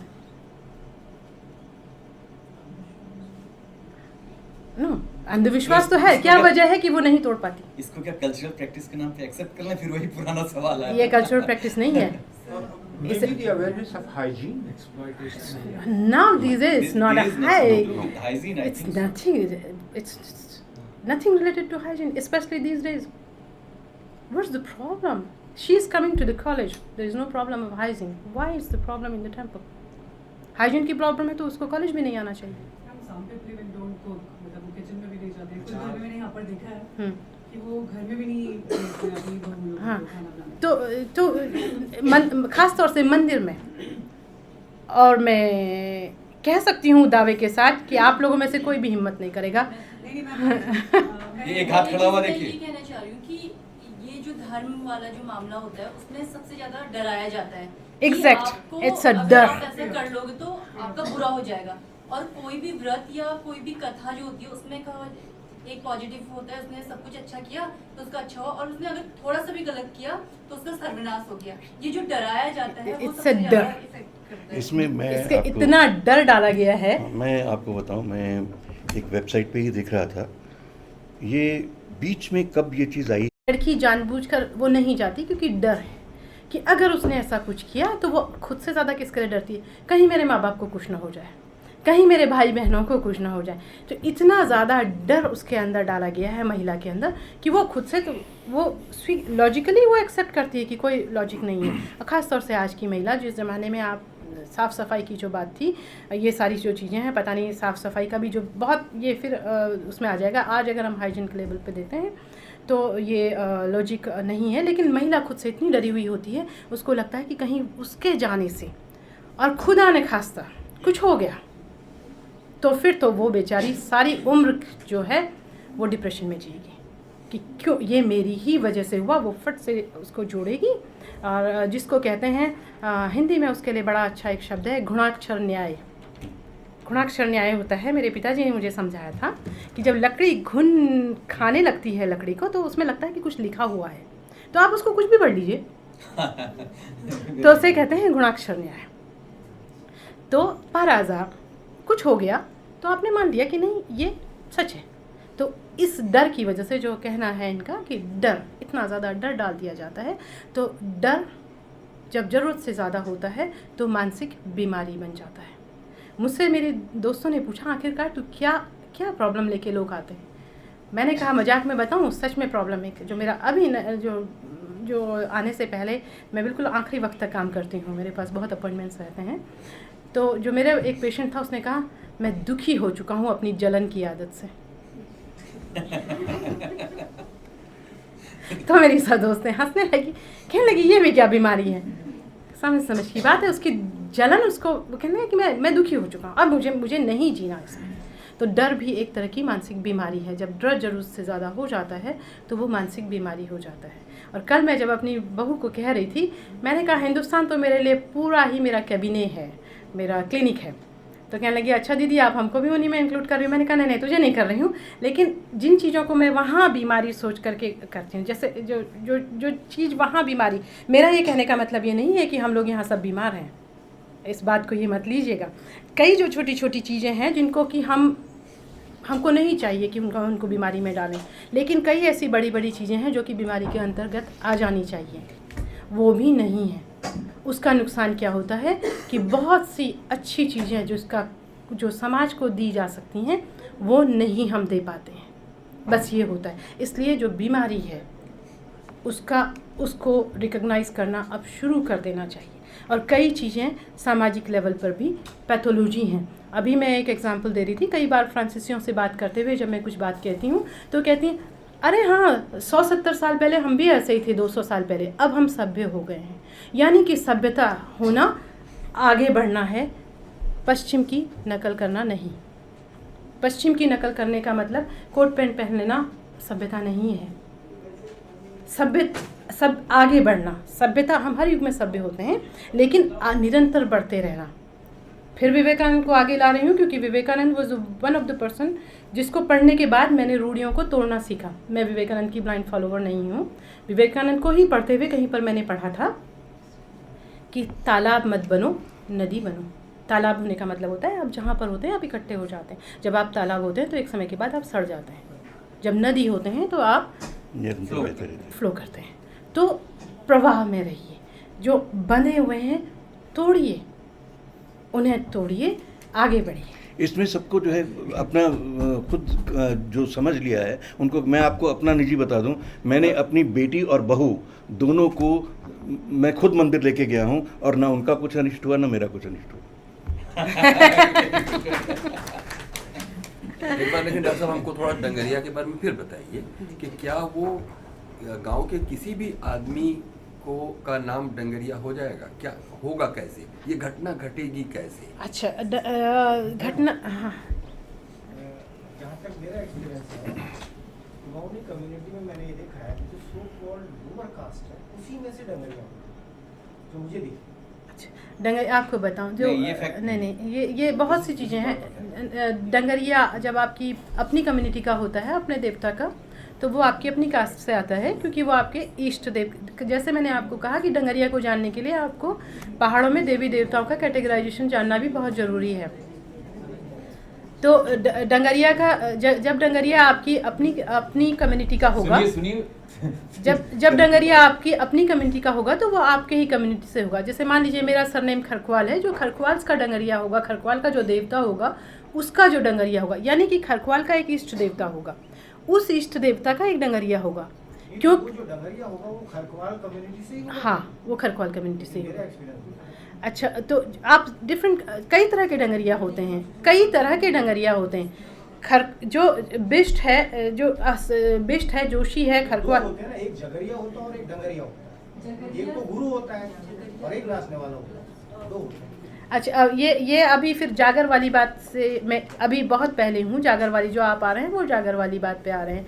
हर कम्युनिटी पे एक मंदिर होता है, उस मंदिर का एक जगरिया होता है, एक चलिए जगरिया ही कह दीजिए उसको, उस मंदिर का जो मंदिर संचालन करता है, पुजारी, एक उसका। अच्छा, ये बहुत शब्द है, फिलहाल आप इस डंगरिया शब्द को ले लीजिए, डंगरिया को ले लीजिए। जगरिया, डंगरिया, पुजारी, धामी, कई तरह के कैटेगराइजेशन हमने देखा है कुमाऊं कम्युनिटी में, खास तौर पर अल्मोड़ा में गोलू का डंगरिया एक ही होता है। वो किसी भी गांव में गोलू का जाकर लगता है तो गोलू का डंगरिया उसी को बुलाया जाता है, सैम का होगा तो उसी को बुलाया जाता है।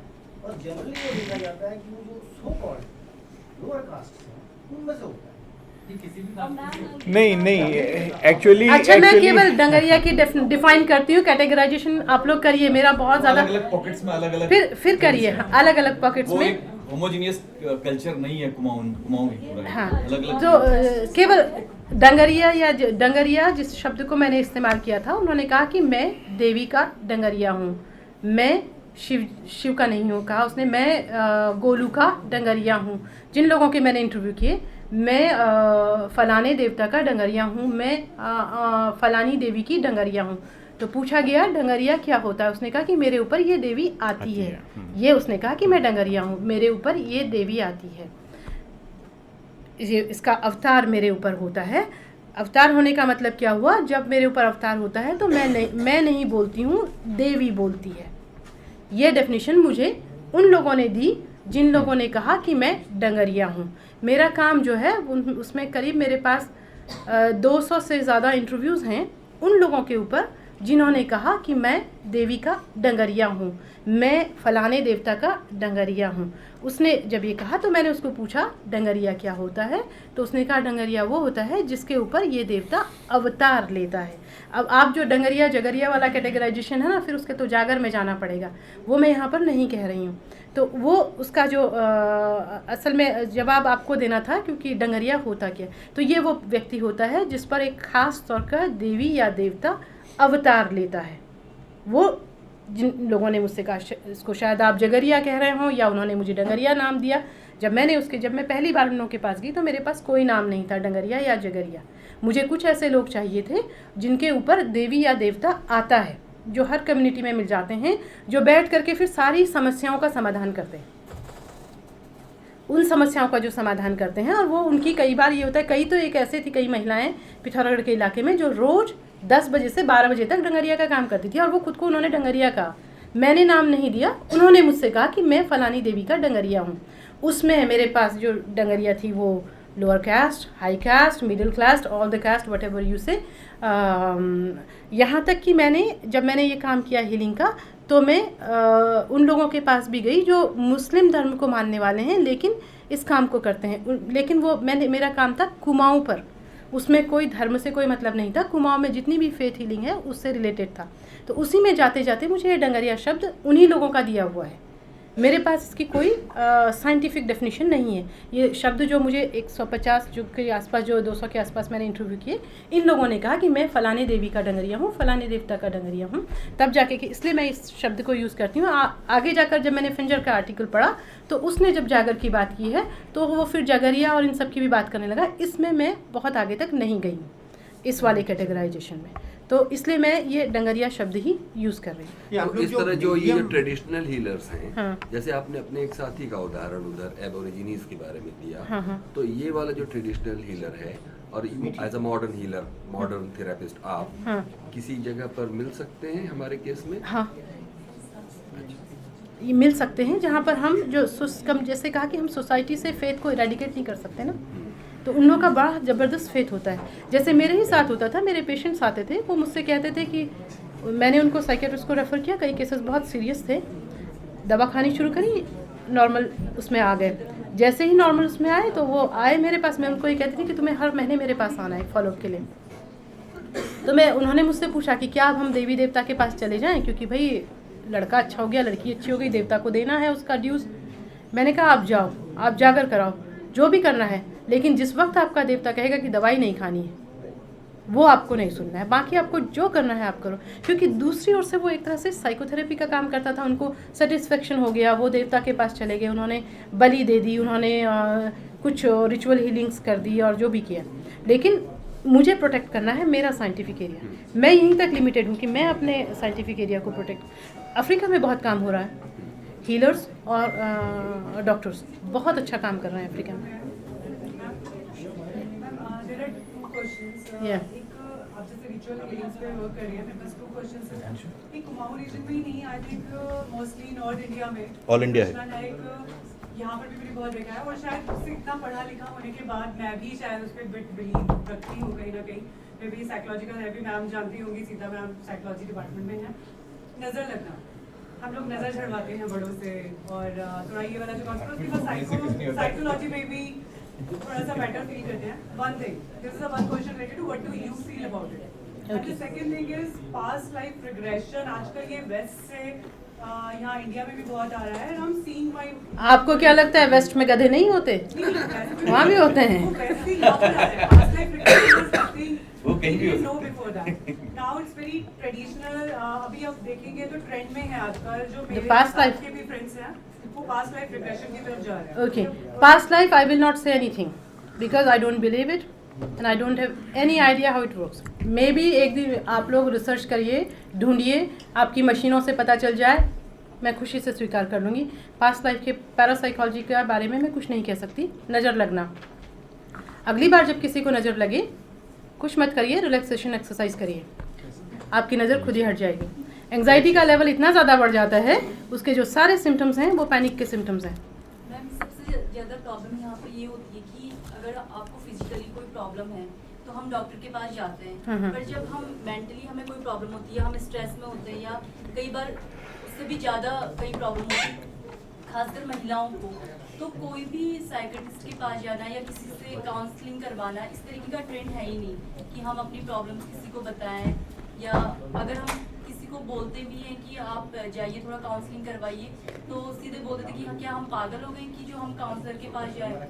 तो ये भी ज़्यादा ज़रूरी है कि हम समय समय पर इस तरीके से काउंसलिंग अगर होती रहे तो वो जो अंदर ही अंदर कुंठित होते रहता है इंसान, वो ना हो।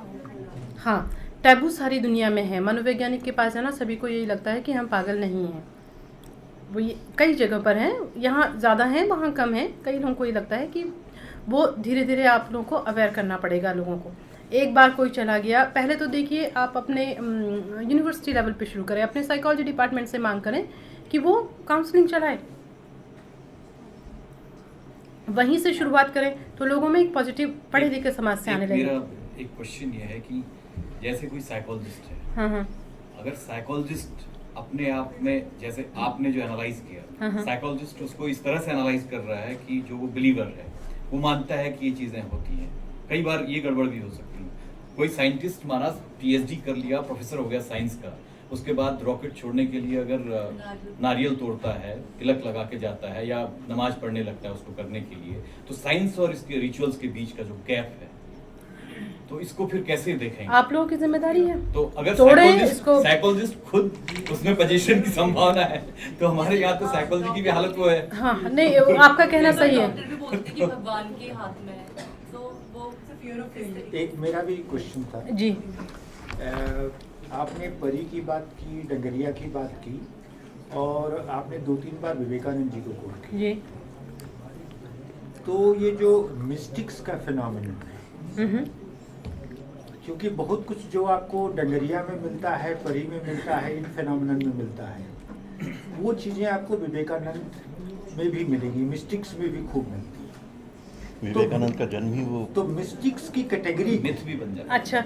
जो मिस्टिक्स की कैटेगरी है, क्योंकि किसी भी मिस्टिक्स की आप बायोग्राफी पढ़ें तो ये पोजीशन है, ये मैडनेस है, ये इंसैनिटी है, ये देवताओं का आना है, उनसे मिलना है,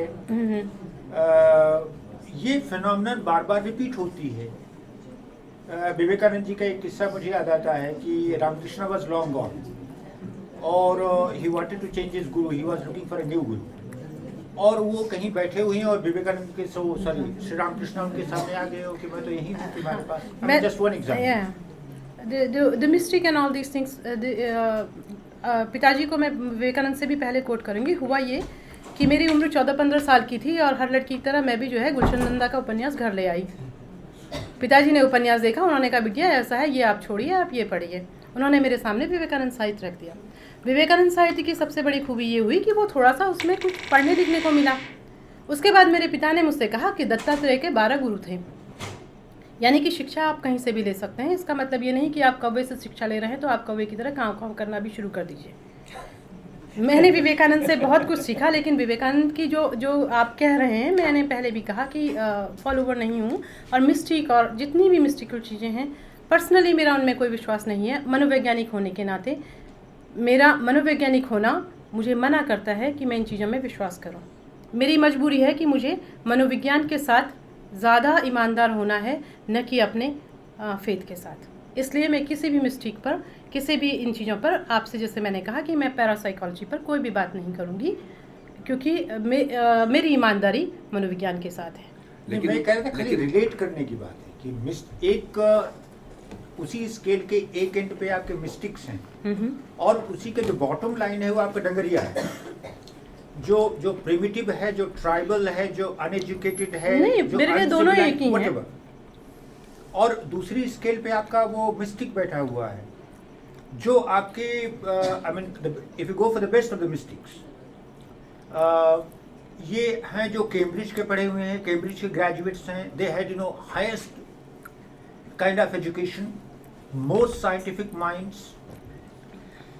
वो आपका जो साइकोलॉजी की जो दुनिया है, I mean say Freud and Jung and scientific तो वो सब, उस माइंड से और इस माइंड में कोई फर्क नहीं है। The greatness of the mind, जो सटिलिटी माइंड है। तो ये मिस्टिक्स और डंगरिया को कैसे आप करेंगे, या मिस्टिक्स भी वैसे ही हैं जैसे डंगरिया? नहीं सर, देखिए मैंने पहले भी कहा कि मैंने किसी भी तरह की एनालिसिस नहीं की, तो मिस्टिक की एनालिसिस तो मैंने की ही नहीं। डंगरिया का मैंने ऑब्जर्वेशन किया मैंने केवल अपने ऑब्जर्वेशंस बांटे।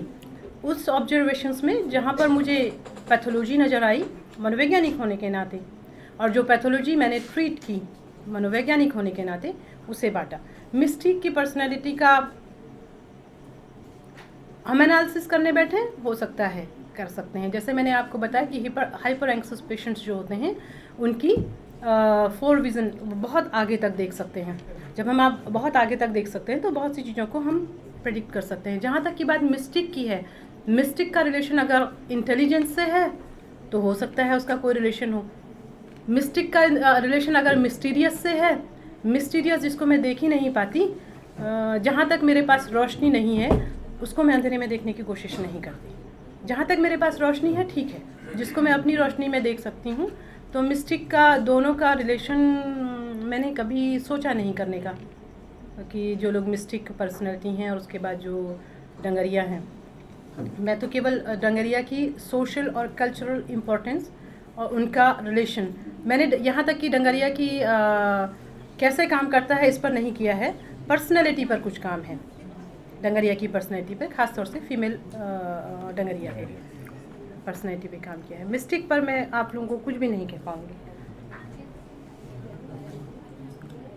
लेकिन आपने कहा कि आपका साइकोलॉजिस्ट होना इसको एक्सेप्ट नहीं करता है कि क्योंकि पहली जो देखिए, हम जितने भी लोग हम, मेरी एक दोस्त है जो 3 पीढ़ियों से विश्वास नहीं करती किसी भी चीज़ पर, क्योंकि उसकी बैकग्राउंड में था कि उसको बैकग्राउंड में ही मिला। मुझे बैकग्राउंड में धर्म मिला, मैं धार्मिक घर में पैदा हुई, मुझे बैकग्राउंड में अंधविश्वास मिले, मैं अंधविश्वासी संस्कृति में पैदा हुई, फिर मुझे मिला मनोवैज्ञानिक होना।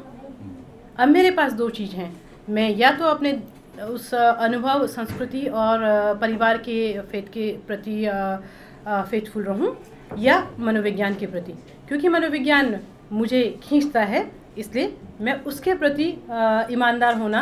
अब आप कहेंगे कि मैं बेईमान हो जाती हूँ अपनी संस्कृति के प्रति, मैं बेईमान नहीं हूँ अपनी संस्कृति के प्रति। मैंने ये नहीं कहा कि ये सब जड़ बुद्धि है, आप इसको यहाँ से निकालो।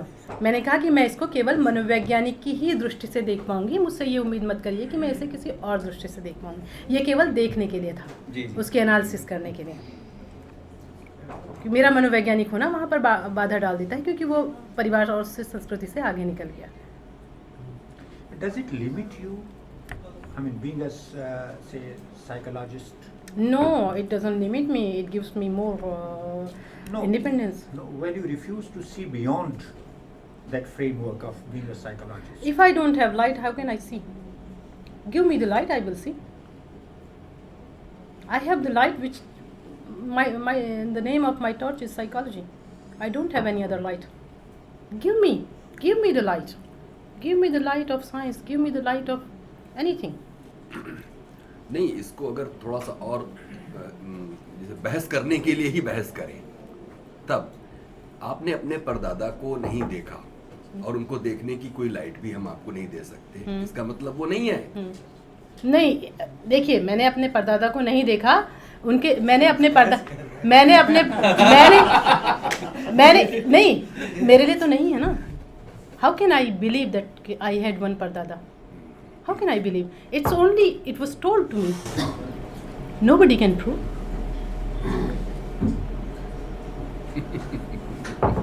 I believe it because it was told to me.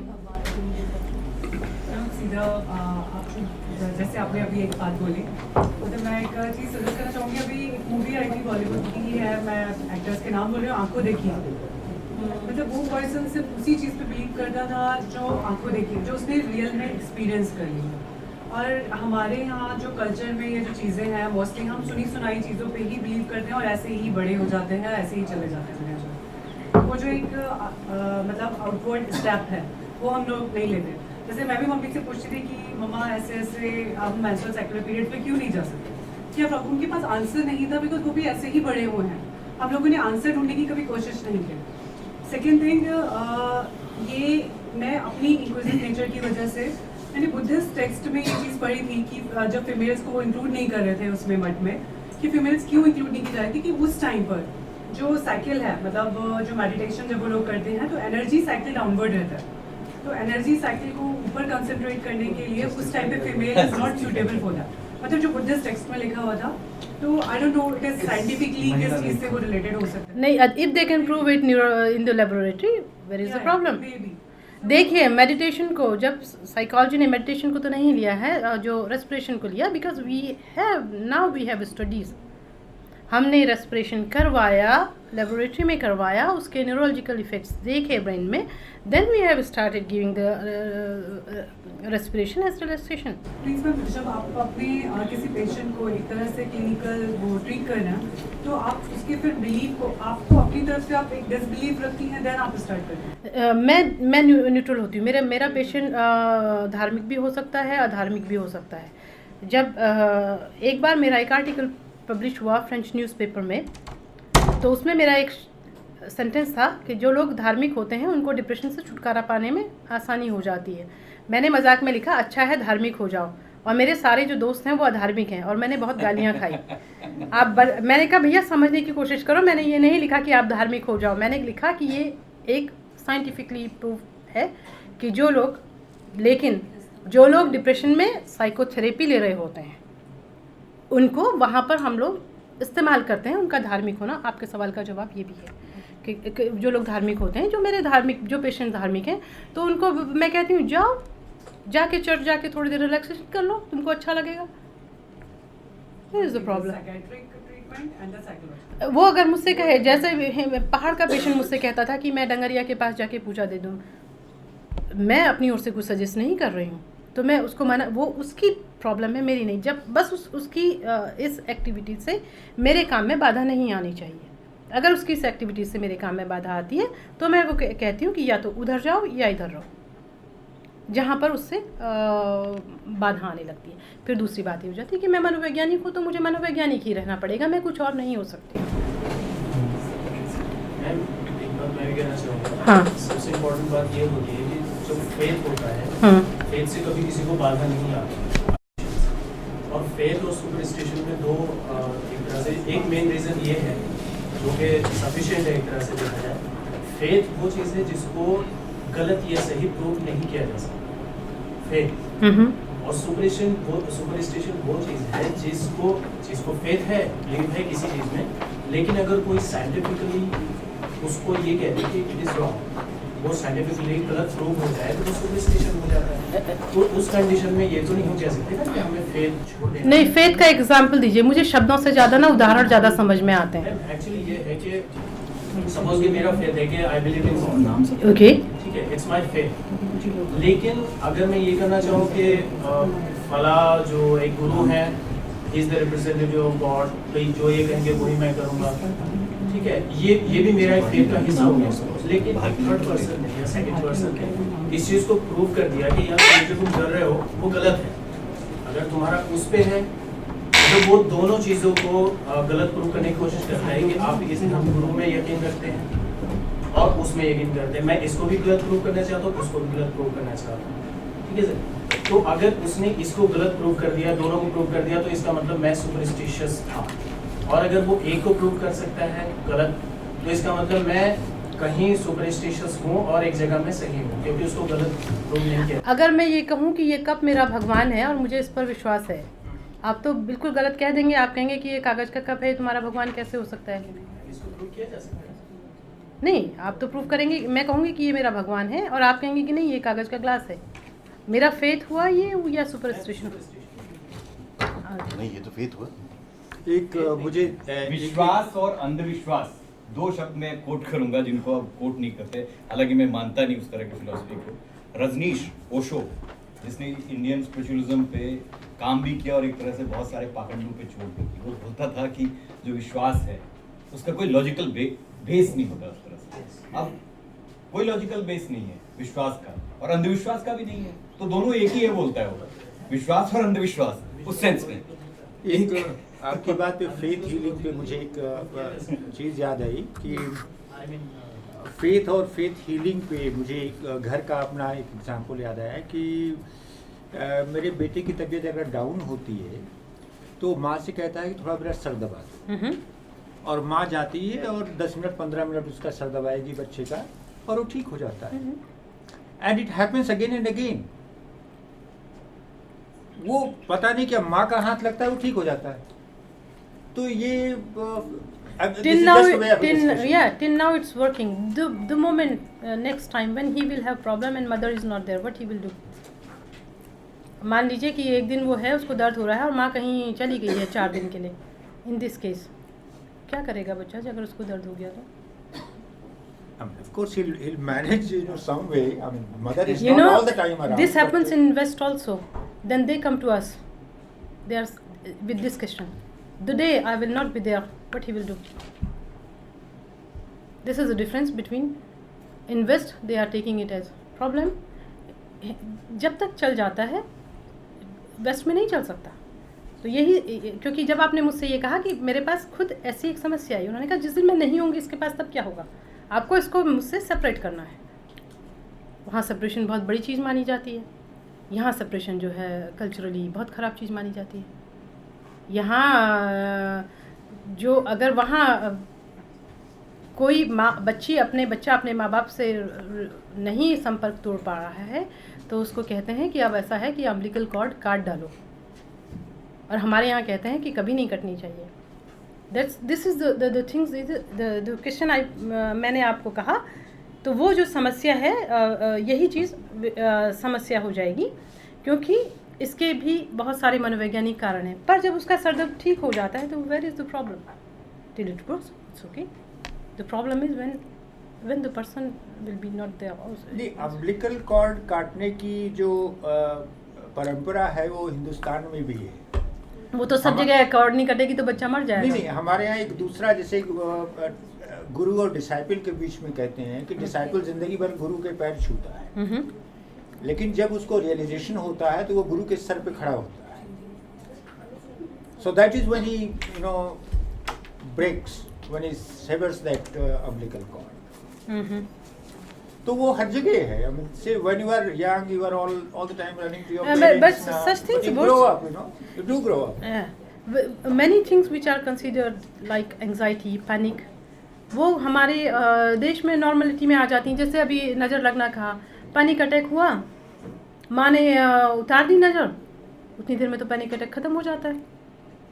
Problem ये है कि जब पैनिक अटैक कॉलेज में हो जाए, वो नज़र लगने के सिम्टम्स कॉलेज में हो जाए, तब हालत ख़राब होती है, तो वहाँ कंट्रोल करना मुश्किल हो जाता है। हम एंग्जाइटी कहें, पैनिक अटैक कहें, नज़र लगना कहें, these are different frameworks being applied to a particular phenomenon, और वो फ्रेमवर्क उस कल्चर में काम करता है जहाँ नज़र लगना के कल्चर है, वहाँ पे वो फ्रेमवर्क इफेक्टिव है। हाँ। जो हम पढ़े लिखे लोग हैं, we have got a different framework, तो हमें जो है एंग्जाइटी और सप्रेशन और न्यूरोसिस, ये वर्ड्स काम करते हैं, ये नहीं, ये जो सिम्टम्स हैं वो कभी बदले नहीं।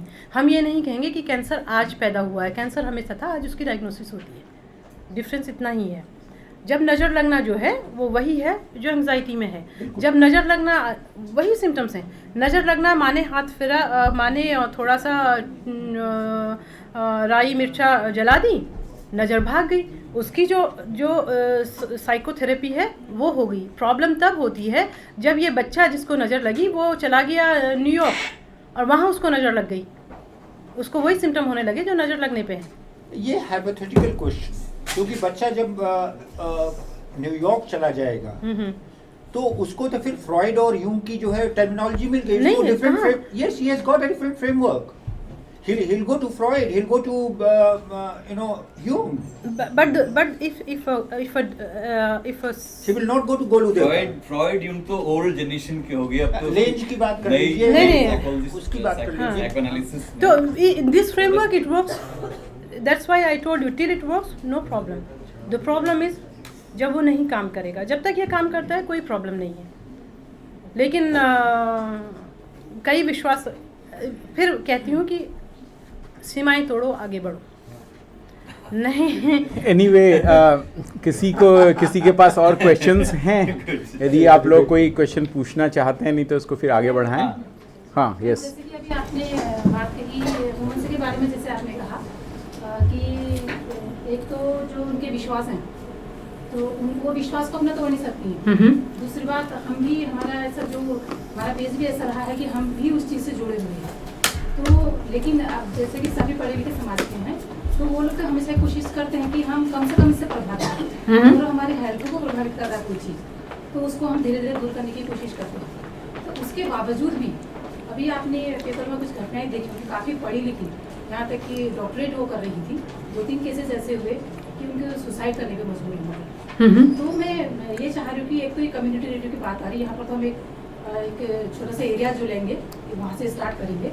तो ऐसा क्या हम ऐसा प्रोग्राम चला सकते हैं, या ऐसे अपनी तरफ से हम लोग क्या प्रयास कर सकते हैं कि एक तरफ तो जो पढ़ा लिखा जो समाज है, जो इन चीज़ों को जानते हुए भी ऐसे कदम उठा, उनको हम लोग कैसे अवेयर करें उस चीज़ के प्रति कि वो इतना डिसीजन लेने से पहले वो क्या सोचे, या क्या वो साइकोलॉजी पढ़े, या वो किसी के साथ उस चीज़ को मतलब वो पढ़ी लिखी, उसने पढ़ भी रखा है कि मेरे को अगर मैं डिप्रेशन में हूँ तो मैं किसी दूसरे को अगर मैं अपनी मन की बातें बता दूँ तो मुझे इसका जो है सलाह मिल सकती है। लेकिन वैसे क्या चीज़ होती है कि इतना प्रेशर में आता है कि उसमें उसको कोई भी चीज़ ध्यान में नहीं आती कि मुझे ये बात अपने पेरेंट्स से कहनी चाहिए, अपने फ्रेंड्स से कहनी चाहिए। तो ऐसी क्या चीज़ है कि मतलब हम लोग ऐसा क्या कर सकते हैं कि उन चीज़ों को हम आइडेंटिफाई कर सकें, वो क्या रीजन ऐसी है अच्छा, कि उनको किसी मजबूर होना पड़े। I like this question because it's related to community and the radio and especially our faith. Suicide, जहाँ तक सुसाइड की बात है, सुसाइड को रोकना एक बहुत मुश्किल काम है क्योंकि सुसाइड डिप्रेशन का एक लक्षण है और भी कई मानसिक बीमारियों में सुसाइड एक लक्षण की तरह से आता है। सुसाइड को इसलिए नहीं कर देता कि मैं मरने जा रहा हूँ। केवल बॉर्डरलाइन पेशेंट्स और नार्सिसिक पेशेंट्स डराने के लिए सुसाइड करते हैं कि मैं सुसाइड कर रहा हूँ, और कई बार ये होता है कि गलती से सुसाइड हो जाता है, वो अलग तरह की सुसाइड है। उसमें वो पर्सनैलिटी जो है, ख़ासतौर से नार्सिसिक पर्सनैलिटीज़ और बॉर्डरलाइन पर्सनैलिटीज़ में ये लक्षण पाया जाता है।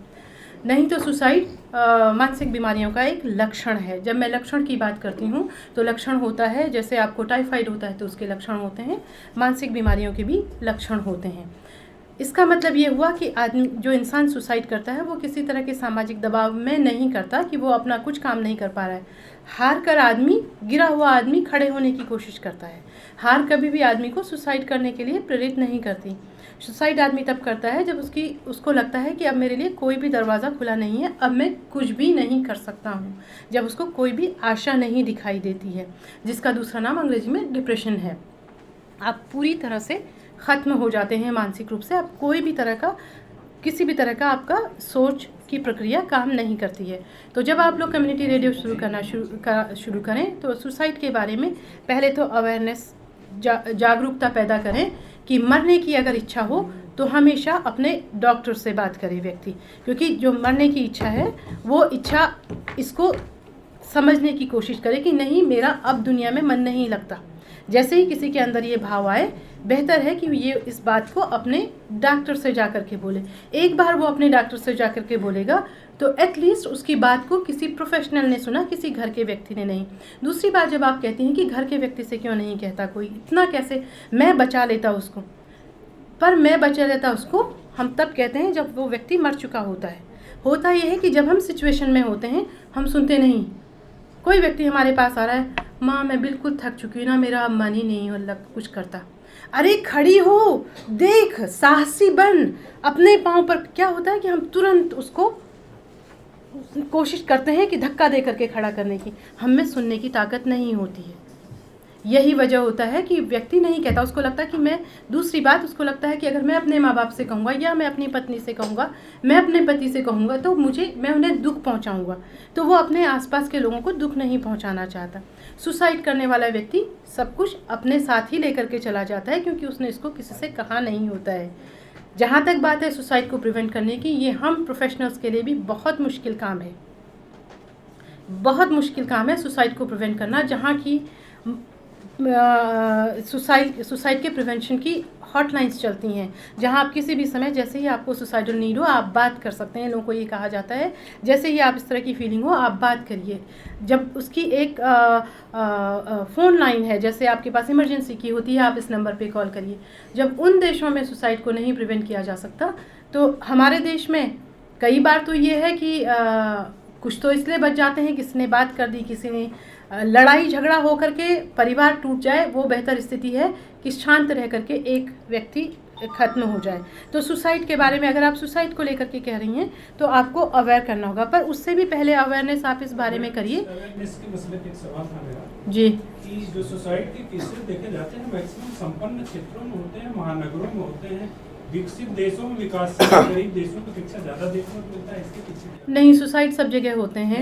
हाँ, मैं उसकी रेट की बात कर रहा हूँ। रेट में ज्यादा संख्या में विकसित देशों में और संपन्न क्षेत्र, जैसे दिल्ली में सुसाइड ज्यादा होगा, पिथौरागढ़ में बहुत कम होगा। इस तरह की बातें दिल्ली में न्यूज़ बन जाती है, न्यूज़ नहीं बनती। नहीं, ऐसा नहीं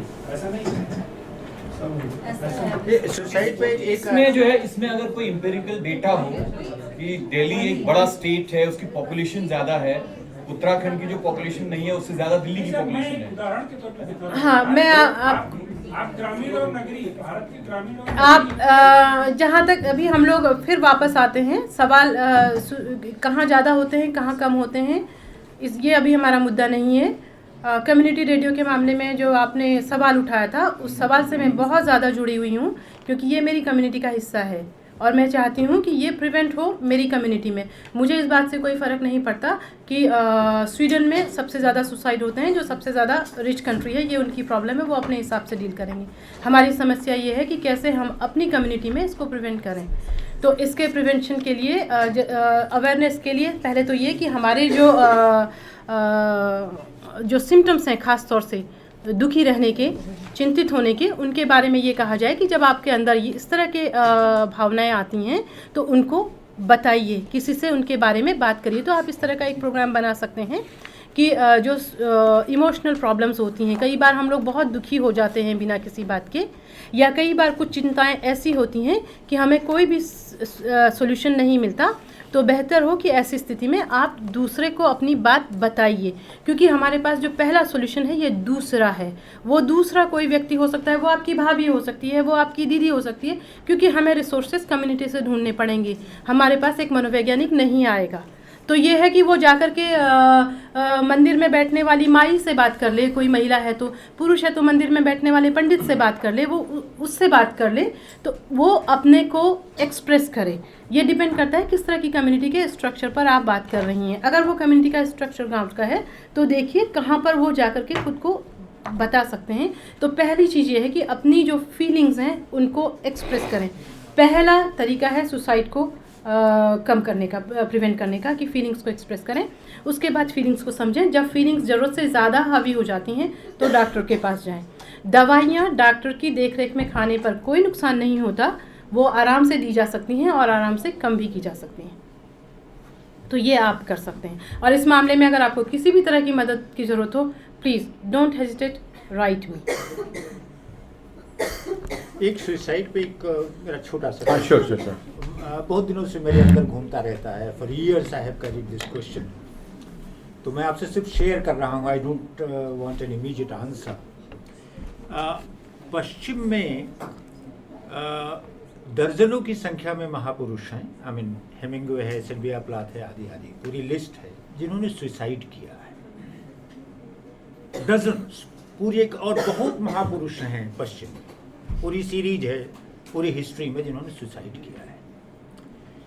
हिंदुस्तान में मुझे कम से कम एक भी महापुरुष का नाम नहीं मालूम है जिसने आत्महत्या की हो। ये फर्क क्या है? I mean, this, I don't want an immediate answer. I'm just giving you this question because I have been carrying this question for number of years. The definition of Mahapurush, they are not called the great minds. The great minds. We have the data of their personality. Either Hemingway or the artist, I forgot the name. You told me the name of the artist who did suicide. He had the psychological problem. उनके तो हमारे पास data हैं कि क्यों उन लोगों ने suicide किया। यहाँ भी गोरख पांडे ने तो किया। भारतीय महापुरुष great minds. Gorakh Pandey was great mind sir. अब ये डिपेंड करता है कि हम किसको। नहीं, वो हीरोज हैं। हेमिंग्वे हीरो है। हेमिंग्वे का जो है, और हेमिंग्वे जैसे दर्जनों लोग हैं वहाँ पे। यहाँ पे जो वो लोग मानसिक बीमारियों से पीड़ित थे, कई उन लोगों में से मानसिक बीमारियों से पीड़ित थे। सोसाइटी अडोर करती हो, जो इंस्पायर करती नहीं, ग्रेट माइंड को भी डिप्रेशन होता है। ग्रेट माइंड भी मानसिक बीमारियों से पीड़ित रहते हैं। मानसिक बीमारियां वैसी ही हैं जैसी शारीरिक बीमारियां होती हैं। उन ग्रेट माइंड्स की मानसिक बीमारियों की डेटा हमारे पास है, उनमें से किन किन को क्या क्या मानसिक बीमारियां थी। उन्हीं मानसिक बीमारियों के चलते हुए उन्होंने सुसाइड किया। जैसे मैंने आपको कहा कि सुसाइड को प्रिवेंट करना बहुत मुश्किल काम है। वो मानसिक बीमार ग्रेट माइंड भी हो सकता है, वो एक तरह की। हिंदुस्तान में एग्जाम्पल नहीं मिलता है। क्लाइमेटिक कोई फर्क होगा? नहीं, हिंदुस्तान में एक भी, मतलब अभी हम लोग बैठे हुए, किसी को याद है क्या जिसको आप ग्रेट माइंड कहते हैं? नहीं, आपने कहा गोरख पांडे ने। Gorakh Pandey is not a great mind, he is not in that category. के लिए है, और जैसे गोरख पांडे जी अगर हेमिंगवे को भी देखेंगे तो हेमिंगवे ग्रेट माइंड वो है जो पूरा एक सोसाइटी को जो है वो इन्फ्लुएंस करता है। जिसको सर लोग होगी adore उसमें करते हो हैं। सकता है वो आपको लोगों को करना असल में चाहिए। कुछ ग्रेट माइंड ऐसे होंगे जिनकी वजह से लोग आत्महत्याएं कर रहे होंगे, तो उनके हिस्से चला जाता है। नहीं, ग्रेट माइंड का मतलब गांधी है, टैगोर है, टॉल्स्टॉय है, नहीं तो उन लोगों ये की लोग पर्सनल, great mind हाँ हैं। अरविंद है, राजा राम मोहन राय है, ये ग्रेट विवेकानंद है। या साइंस में भी आपके जो है वो तो no then this just one suggestion, why don't you find some data and give this answer to madam to prevent and cure the suicide? This will help for the community if you have the data related to these great minds. No, I'm just asking. Yeah, but this can be helpful for the community radio. It is the comparison is why they do, or we have the data in West why they did suicide. We have their personalities, we have the treatment Background, records, history. we have their treatment records. What did they do? So this is their problem, not ours. हमको अपनी जगह पर देखें और इसको हम positively ले सकते हैं अपने यहाँ, इसी का फ़ायदा उठाएं। यही जो फेथ है, क्यों नहीं आप वो आपको मदद, वो आपको रिसोर्स पर्सन हो जाएंगे जो आपको बताएं कि कैसे आप इसको प्रिवेंट कर सकती हैं। पांडे जी कहिए कुछ। नहीं, मैं तो जस्ट चूंकि अभी ये बहुत ही इंटरेस्टिंग हो गई है डिस्कशन हाँ, बहुत interesting लगेगा, मुझे जाना भी है। We are thankful to you कि आप यहाँ आई और बहुत सारा ऐसी ब्रेनस्टॉर्मिंग हो गई है। मैं अब इसको आगे को नहीं बढ़ा रहा हूँ। सिंपली मेरे दिमाग में ये आ रहा है, जैसे बहुत सारे ऐसे लोगों के बारे में सुनते हैं, कोई जल समाधि ले लेते हैं, जैसे स्वामी राम तीर्थ के बारे में हम कहते हैं कि वो जल समाधि उन्होंने ले ली थी, टेहरी में ही उनके साथ ये हुआ था हमारे प्रदेश के भीतर, या ऐसे बहुत सारे और लोग होंगे। क्या हम इन दो कैटेगरी को रख सकते हैं एक और, या कि ये बिल्कुल डिफरेंट सिनेरियो है, वो डिफरेंट मतलब this is just to think के रूप में ले सकते हैं। हाँ, मैं इसीलिए मैं कह रहा हूँ कि जब हम इंडियन कॉन्टेक्स्ट की बात करें तो शायद हमारे पास कुछ एक आइकन्स हैं जो अपनी बातों को और अपने भीतर के जो फ्रस्ट्रेशंस होंगे या कि किसी भी तरह का कोई एक्यूमुलेशन होगा उसको रिलीज़ कर लेते हैं, like Gandhi, like Tagore, like any other. But बहुत सारे लोगों में शायद ऐसा नहीं होता होगा, तो वो फिर रास्ता ढूंढते हैं और उसको फिर हम जल समाधि के नाम पे या कुछ और किसी दूसरे के नाम पे Gandhi didn't do, neither Churchill. नहीं, मैं तो जस्ट एक एग्जांपल कोट कर रहा हूँ। बट एनीवे, सूफी ट्रेडिशन है हमारे वहाँ। सूफी ट्रेडिशन तो पूरा वर्ल्ड वाइड आप दूसरी जगहों पे नहीं ढूंढ सकते। सूफी ट्रेडिशन तुर्की का है कि हिंदुस्तान का है? तुर्की हो गया, हिंदुस्तान तक ईरानियन और फैला हुआ है तो टर्किश ट्रेडिशन, एशियन कह सकते हैं, पर्शियन कहिए एक तरीके। पर्शियन एशियन पूरा ही ले लीजिए, यहाँ तक पहुँचा, यहाँ उसके लोग थे, है ना, उस दौर में। बस एक ही बात कहना चाहूँगी, गंदगी साफ करने के लिए पहले ये कहना पड़ता है कि मैं गंदा हूँ। इतनी हिम्मत आ जाए तो गंदगी खुद साफ होने लगती है। इसी तरह से बीमार को हटाने के लिए कहना पड़ता है, स्वीकार करना पड़ता है मैं बीमार हूँ। मानसिक बीमारियों के संदर्भ में मैं बीमार हूँ कहना बहुत मुश्किल होता है। आत्मावलोकन कीजिए, देखिए, गंदगी है तो साफ करने की कोशिश कीजिए। गंदगी को ढक करके आगे नहीं बढ़ा जाएगा। आप लोग पढ़े लिखे लोग हैं, आंखें खुली रखिए। आंखें तो जिस भगवान को आप मानते हैं उसने दी हैं, ऊपर से दिमाग भी दिया हुआ है। दोनों का इस्तेमाल करिए, फिर ज़्यादा प्रॉब्लम नहीं आएगी और बहुत कंपैरिजन में मत जाइए। डॉक्टर खरक्वाल ने एक आज बहुत ही लाइवली डिस्कशन हम लोगों के बीच में रखा है और मैं समझता हूँ कि हमारे कम्युनिटी रेडियो को एक बड़ी सीरीज़ मिल गई है आज इस बहाने से कि हम इन तमाम सारी चीज़ों पे हमारे साइकोलॉजी डिपार्टमेंट या हमारे और दूसरे साथी लोग चर्चा करेंगे। और हम डॉक्टर खरक्वाल से रिक्वेस्ट करेंगे कि ये ज़माना टेक्नोलॉजी का है, आप चाहे फ्रांस में बैठी हैं, हमारे कम्युनिटी रेडियो से ज़रूर जुड़ेंगी और हम किसी न किसी टेक्नोलॉजी के थ्रू आप तक पहुंचेंगे और आपके एक्सपीरियंसेस को हम अपने रेडियो के थ्रू पब्लिक तक ले जाएंगे। हमें बड़ी खुशी होगी कि हमारे इस कम्युनिटी रेडियो की आप मेंबर बनेंगी। अब चूंकि हम काफ़ी ये चर्चा आगे को बढ़ चुकी है, अंत में मैं प्रोफेसर शुक्ला से अनुरोध करूंगा, आप अध्यक्षता कर रहे हैं इस सेशन की, 2 शब्द कहते हुए इस कार्यक्रम को आगे बढ़ाएं। पूरा 2 दिन वर्कशॉप चली है, वो फिर आप करेंगे बाद में। अच्छा, ठीक है, औपचारिक रूप से। Thank you doctor Kharkwal, it was really thought provoking.